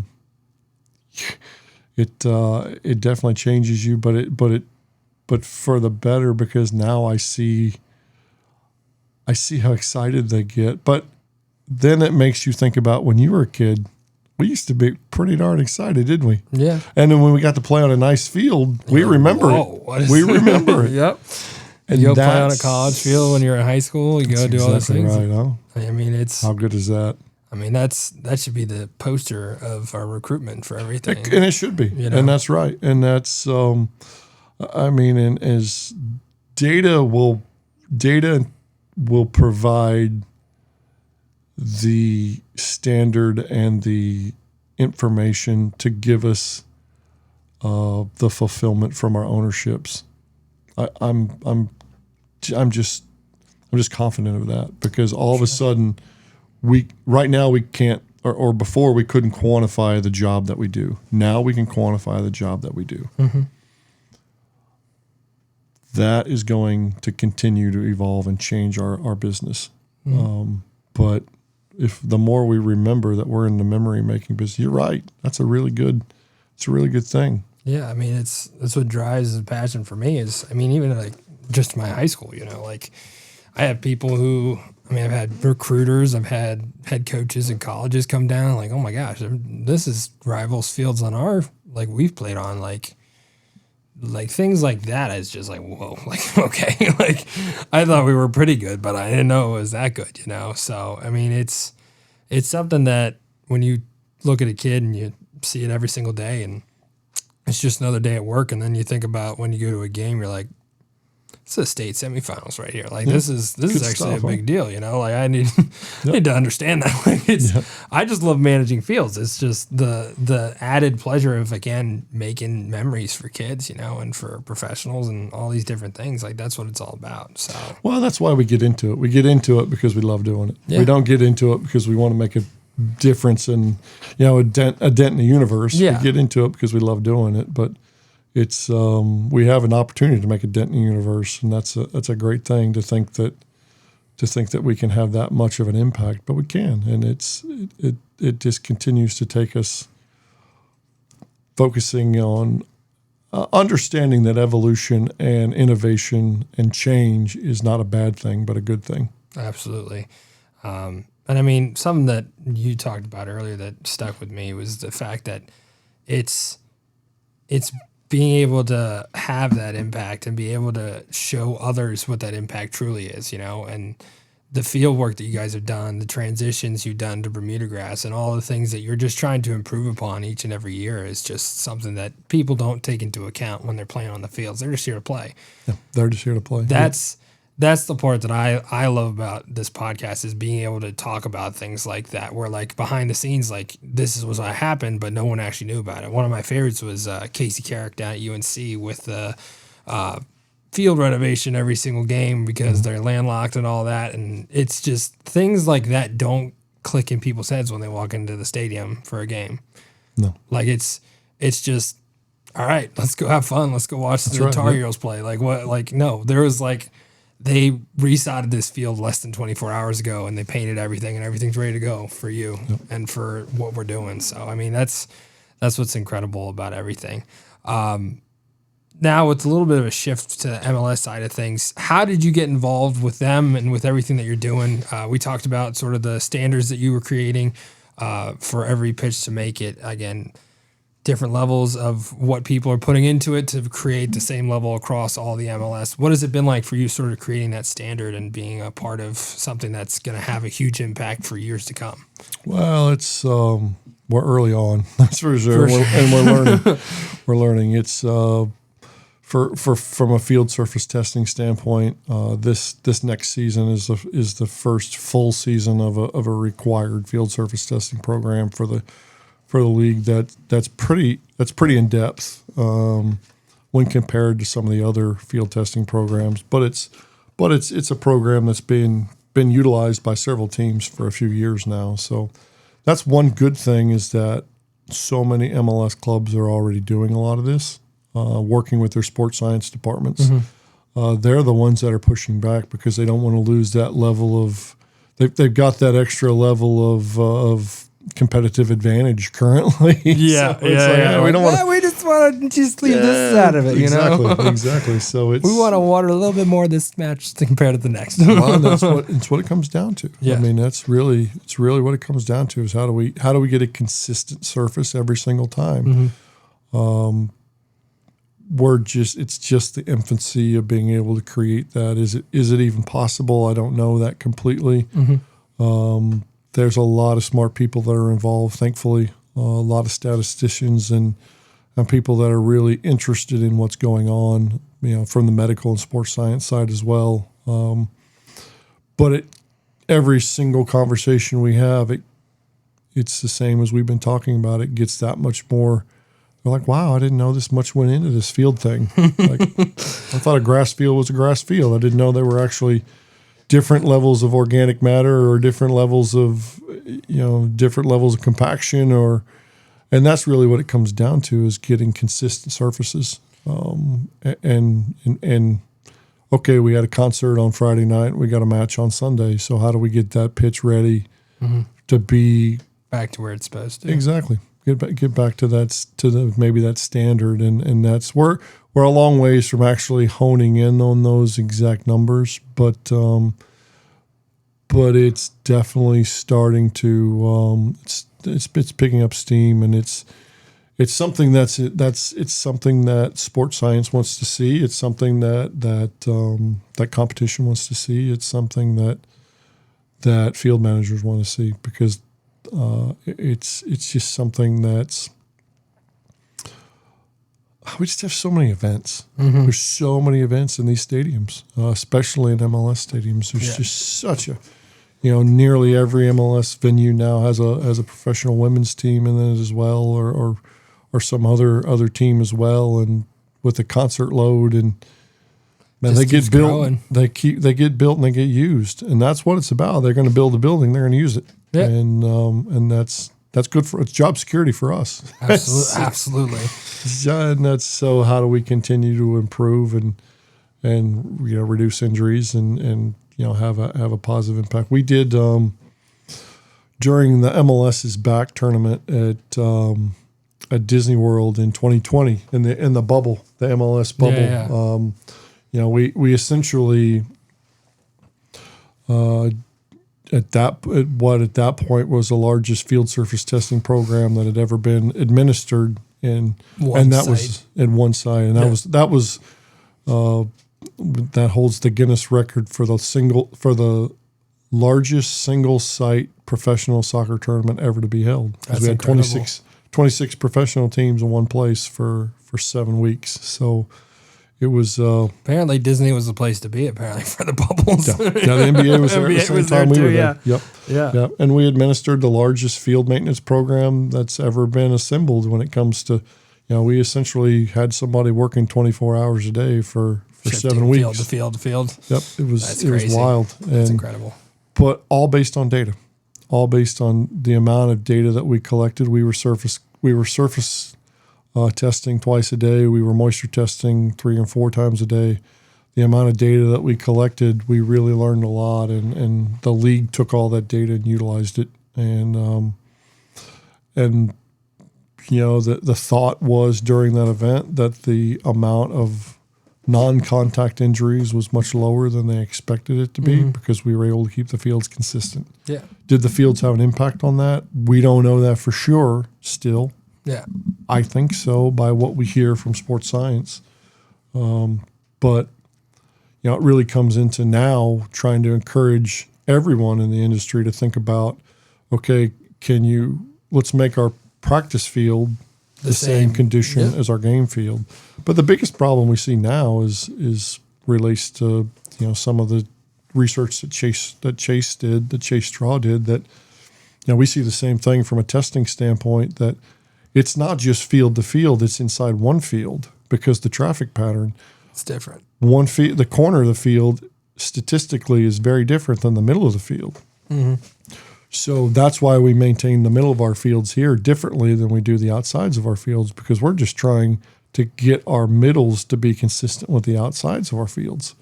So it's not even a field to field, it's a field inside the field that you're maintaining differently. Gotta love that.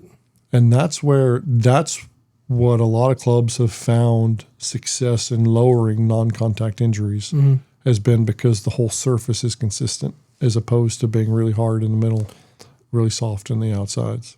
Yeah. And I think that's one of the biggest things that as an industry we need to do a better job of, is showing the scientific side of what we do. When we talk about people think that we're a labor industry. Like, this is actually part of our talk at SFMA is people think you're a labor industry. Like, when they actually notice who you are and see who you are, oh, you're just working on a field. It's manual labor. You're not doing anything else. Like, Yeah, no, it's not that at all. it's not even close. Like, my thing is, like, when you're talking about engineers, they all have their science behind what they're doing. Obviously, it's a little bit more honed in on the fact that there's somebody else doing their science for them. Yeah.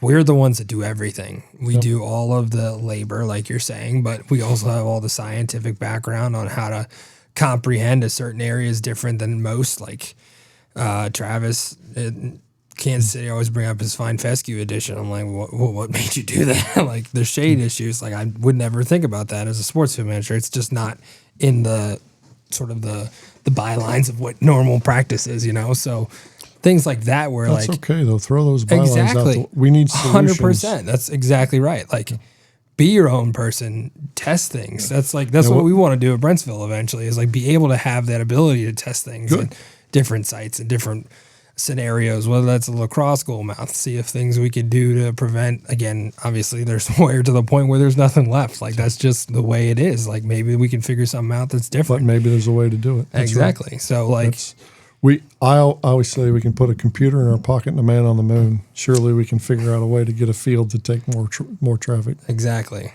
Computer in your pocket. I like that. You don't think about that often. Yeah. And it's funny. I bring it up a lot to my kids. I'm like, 10 years ago, there wasn't phones to look stuff up. Right. Like one thing that I always pride myself on with our classes is like, obviously the hands-on aspects with the scientific background. Right now when we're coming inside, is when we go over all the things that we've been doing with a science background. I try to explain the most I can in the moment, but it gets a little hectic and whatnot. But being able to have like the understanding that, hey, I'm not going to make an exam. And again, colleges do this. Like, I'm not going to make an exam, not open note, because guess what? If you're managing a field, you can call someone up and say, hey, I need help with this. Or you can look up on Google, hey, what is the cost of, I don't know, a specific chemical that I need? Or what is a better chemical for what I'm trying to do? Like, there's no point of constricting what their resources are when they're not going to be constricted in the workplace, you know? Like, I think that's an interesting way. Like, I'm not... And again, people think I'm stupid. Like, they're never going to learn like what you're trying to teach them. Like, yes, they will. Like, I'm getting the bases down on all of our cultural practice outside, aerating, top dressing, all that. They're learning all of these things hands on. Like, they know what's going on. Mm-hmm. So if I try and make them understand all the scientific aspects by heart as a high schooler, like, you're going to lose them. That's where you start getting like the chaos and like, oh my gosh, I don't want to be in this class. I don't want to do this anymore. Like, guess what? Anybody can call anyone up. Again, the NFL groundskeepers do incredible work. Half of them have a paid byline of what chemicals they put out, or a company telling them what to put out, because that's what the team pays for. Obviously, plenty do it on their own, but like, there are resources out there. Why would I not let my kids have resources when they're in an exam? Like, it doesn't make any sense. Well, it's a collaborative thing. Yeah. I mean, that's how we all learn and work together and improve. And it's it's one thing we try to explain to people through our consultancy and advisory services is that, especially when it comes to owner's rep services, that nobody can be the best at every single thing that they do. Mm-hmm. We don't do anything else but make high traffic grass fields better. Yeah. Like, that's the only business that, and explaining it in that way is just an example of like, that's what we do as field managers, but we don't know everything, and collaborating with other people is important. It's because the good thing, the reason we can do things like, we can have these conversations and push the limits, and it's because grass breeders are coming up with new grasses. I mean, you and I have been looking at different Bermuda grasses here earlier today to see the realm of where Bermuda grass has come since Patriot. Yeah. And we can have, we have more events on a field just by replacing and changing the Bermuda grass to a newer variety of Bermuda grass. Mm-hmm. We can have 15 or 20% more play because we have a tighter, more dense Bermuda grass surface than we had before. Or same thing with a company like somebody, made such a technological marvel like SGL to come up with grow lights. I mean, that was they're about to cross several hundred installations. I was going to say there are hundreds and hundreds. I mean, most stadiums now. There's nothing. There hasn't been a more, at least in my opinion, a more influential technology than grow lights to be able to grow grass in the shade or in the shoulder seasons, of late spring or early spring and late fall, even in the winter. Yep. Casey at Sporting Kansas City is growing non-overseeded Bermuda grass in December. Yeah. I mean, and that's, Travis is doing the same thing with undersoil heating and grow lights. I mean, it's like those heating systems are a game changer. Absolutely. And these are the kinds of technologies that if we don't collaborate, we don't learn, and we don't find out about them because they don't feel. And I guess this is a word of advice too. Don't feel like you need to know everything about everything. Yeah. Like we can only do what we can do. Like we're already overworked. Yeah. So it's okay to trust outside people and collaborate. And so I like I wish I could have had a few open book tests in my time in school. Yeah. I would have hated school a lot less. Yeah, it would have been less for sure. Yeah, no, I mean, like, obviously there are certain things. So, like, when it comes to, like, safety tests, like, I'm not giving you open note. You have to know those things in order to put you on the machines that we want to put you on. But it's just, there are so many things that, like, we talk about making things more difficult on people. Like, why are we doing that?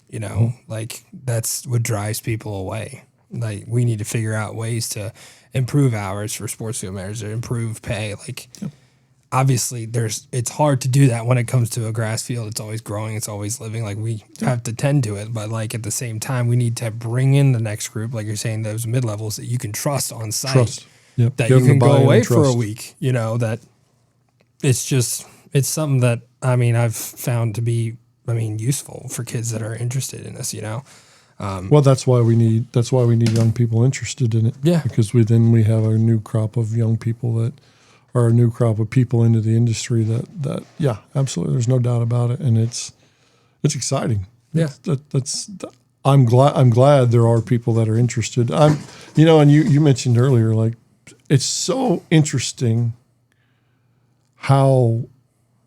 Or I love the response from a college coach or a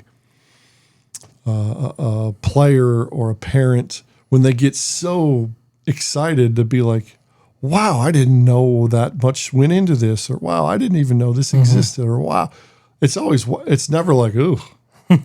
It's always amazement. Yep. Isn't it? Yeah. And it's like, it's so fun. Like to I wish I could just bottle that feeling up every time you feel it. And hear it. And there's interest. There's interest. So we have recruitment nights for our programs, like kids who are in 8th grade who want to go to our high school can go to our high school for the turf program. So it's always like parents are like, man, I wish I had this in high school. This would be amazing. Like, man, I was like, now get your kid to take the class. You can get close to it. But no, like again, like the big thing is like you were talking about those conversations that you have with people who don't know all the stuff behind what we do. It's funny to me how ridiculous some of those conversations can be. It's like the level of like what we normally are at, like, oh, I know there's like stuff you do, but I didn't really know. And then there's those that are like, oh, I just thought the field was ready. Like, I don't know what you're talking about, field manager. Cut the grass. Yeah, exactly. Once a week, like, nope.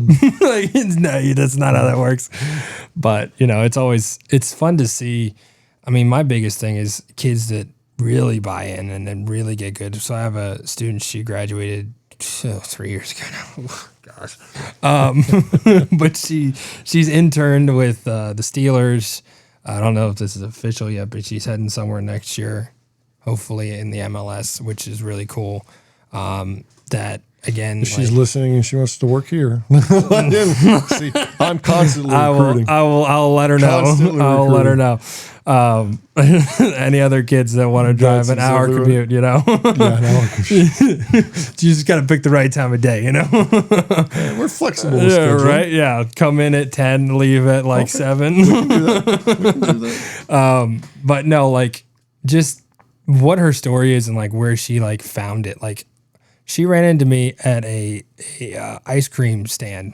Her and her boyfriend when she was a sophomore in high school said, "Hey, can I take your class?" And now she's in her third year in the turf program at Tech, and it's like, what happened to get there, you know? So, and then like kids now, there are a couple kids now that they went down to Charlotte, and then like they're like fully engulfed in it, and they're like in love, and that's why I do what I do. It's what's kept me there for 6 years, you know? So, but it's always changing. So now I've kept you a long time, so I'm gonna descend towards the end of what we normally do.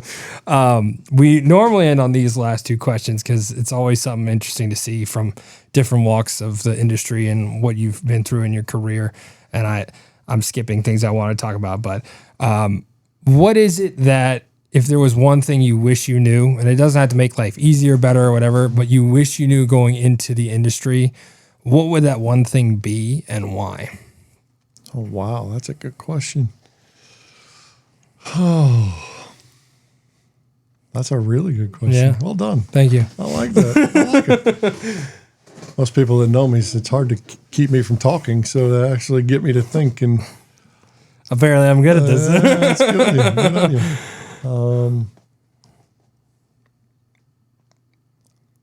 I think I went into the industry with a pretty open mind, and I think that's what's made me a little bit.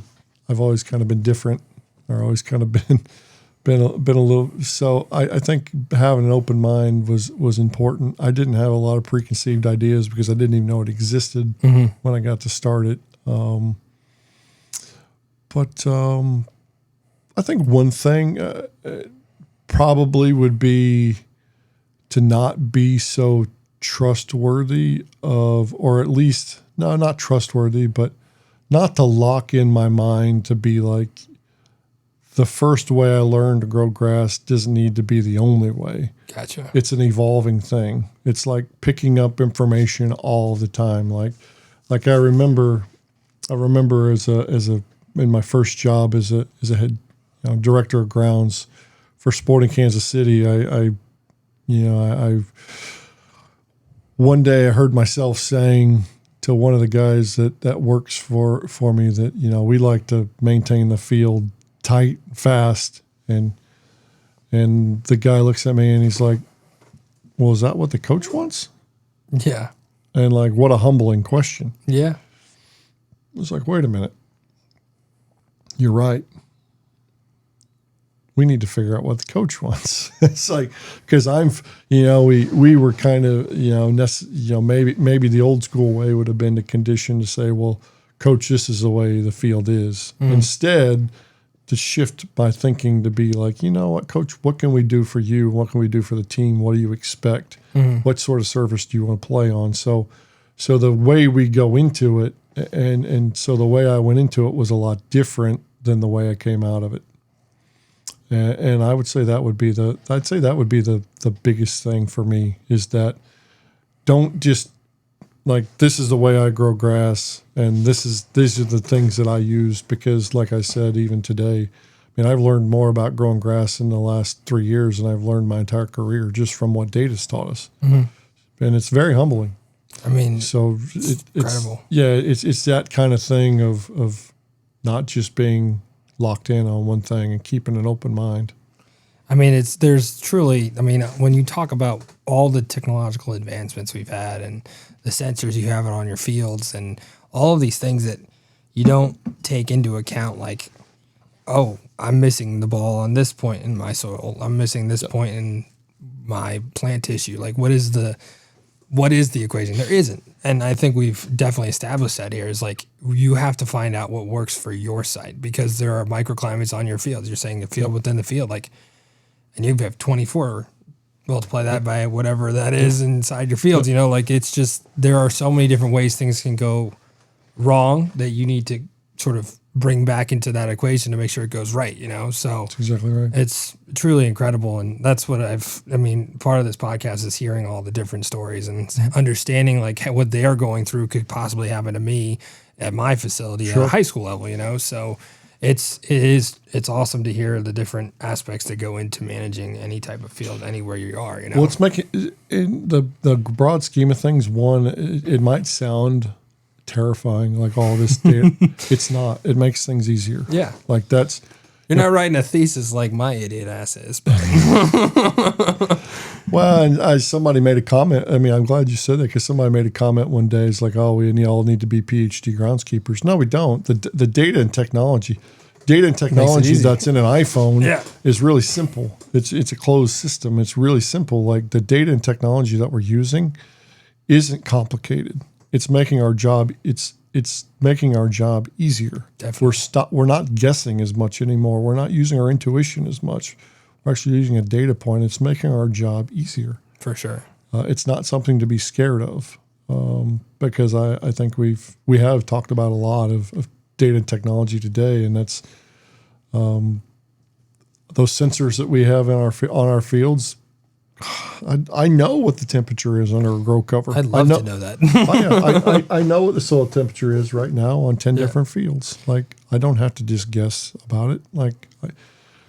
That's how we decided when you saw we haven't covered everything yet because Mother Nature didn't allow us to. We didn't start until our soil temperature got below a certain threshold. For sure. Because I wanted to make sure the Bermuda was completely dormant. Yep.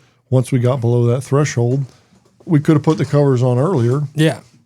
But then this cold that we had the last would have been few actively nights growing under there and would have hurt it. Would have hurt that Bermuda. So, it freaking transition sounds.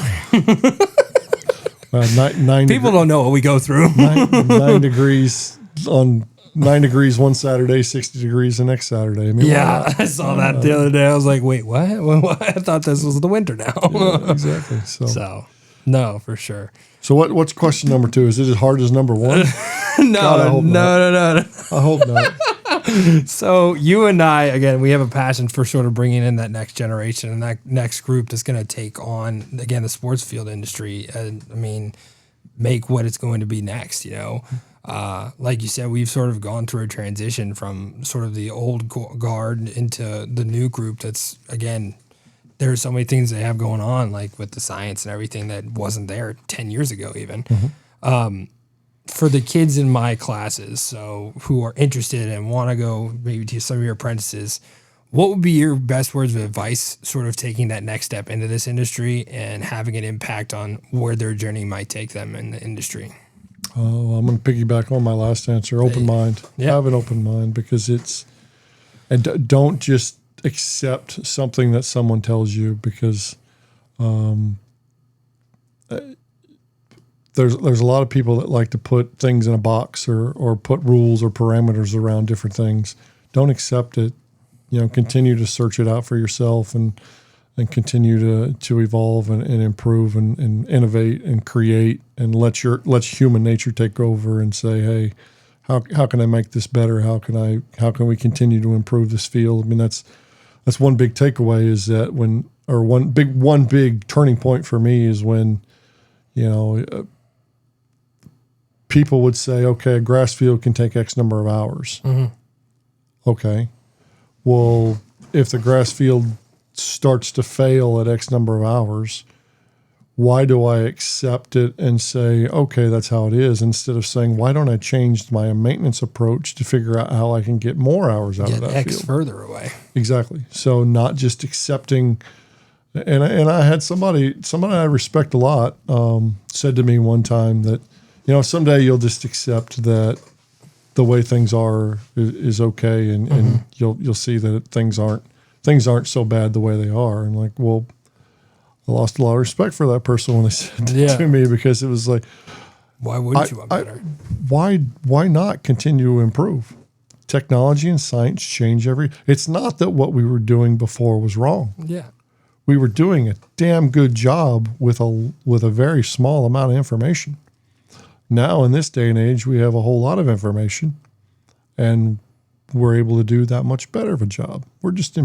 All we're doing is building on what came from in the past. Mm-hmm. We wouldn't be here without what's happened in the way we did it in the past. We wouldn't be to this point. Absolutely. But we just continue. So I would encourage them to just continue to keep an open mind and not accept the status quo and just continue to build and evolve and improve because sky's the limit. I mean, it's cliche to say it, but again, we're in 66 years, we went from the Wright brothers flying a plane on the beach in North Carolina to to going to the moon. It only took 66 years to go to the moon after the first plane. And an iPhone, first digital computer was somewhere around 1941. And then you put an iPhone in your pocket as a computer in your pocket. You know, so it was ironic. It was 67 years later that the iPhone came out. So it's like that kind of innovation. I mean, they you know, in business they have this term, this moonshot. Take your moonshot.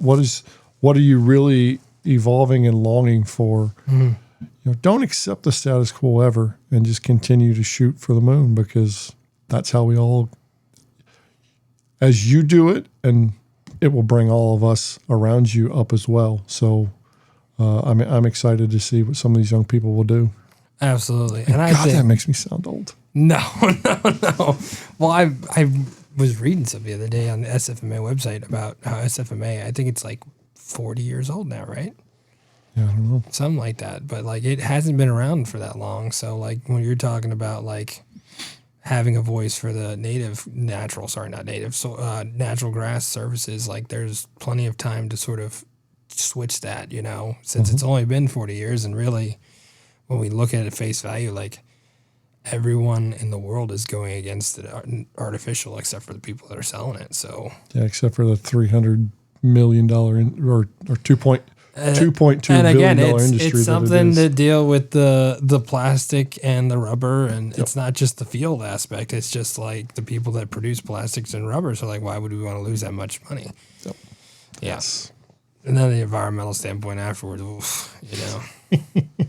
I forget who I was talking to. That was also in that letter I was talking about. The recycling of it costs as much as you paying for it. And I think talked to Nick Pappas. He said that there is this plant now in California that does it. I'm like, great. The rest of the East Coast can't afford to ship an entire field across the entire country, you know? Yeah. So it's unbelievable. Yeah. You know. It's as we said, the more good quality grass fields that we have, and the more people that know about the possibilities of grass, the less I think we'll have to deal with it. And I think the other, like you've said multiple times, it's places like here and places like the Sports Turf Academy at Leicester City and programs like mine where it goes from the ground up, you know, generation to generation. So, yeah, you know.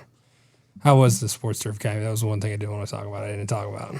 Oh, it's incredible. It's crazy. John and Dr. Knowles both are they're incredible human beings. Yeah. I mean, to see a facility that size dedicated to training but also just the level of detail, and we talked about it briefly, the level of detail that John likes to work to. I mean, he's going to make me feel like an idiot. Simon as well. I mean, I'm hoping to go over at some point here in the future. Well, that's what we're working on. We're working on an exchange program for some of our guys some of our people to go over there, and for some of our people to come over here. That'd be incredible. Because I want them exposed. I want people to be exposed to that level of detail. Because once you see it, then you start to buy into it. So it's a must. Somebody said to me the other day on social media that. Because I post a lot of things on my Instagram, and you're really lucky to get to go to these places and do these things, and like do it. I mean, you made the joke earlier about when Danny invited you down to Charlotte, and you're like, oh, don't threaten me or don't invite me because I'll come. Yeah, that's one of those things. The field managers across the world are really open to have visitors. So that's another recruiting point. Just do it. Just the people in this industry are incredible. I mean, like we're 2 hours into this. So like, I mean, just wanting to be around people that are same of mind, you know, just being able to have these conversations and have the support. I mean, we talked about the field renovation for like an hour before we even got out of the door, you know? So like, there are so many things that so many people are going through that we love to talk about to each other and figure out together, you know? So... Well, I can't thank you enough. I mean, this has been incredible, and I've had a blast. Thanks. So, cool. I'm good. I enjoyed it as well, so thank you very much. Yeah, of course.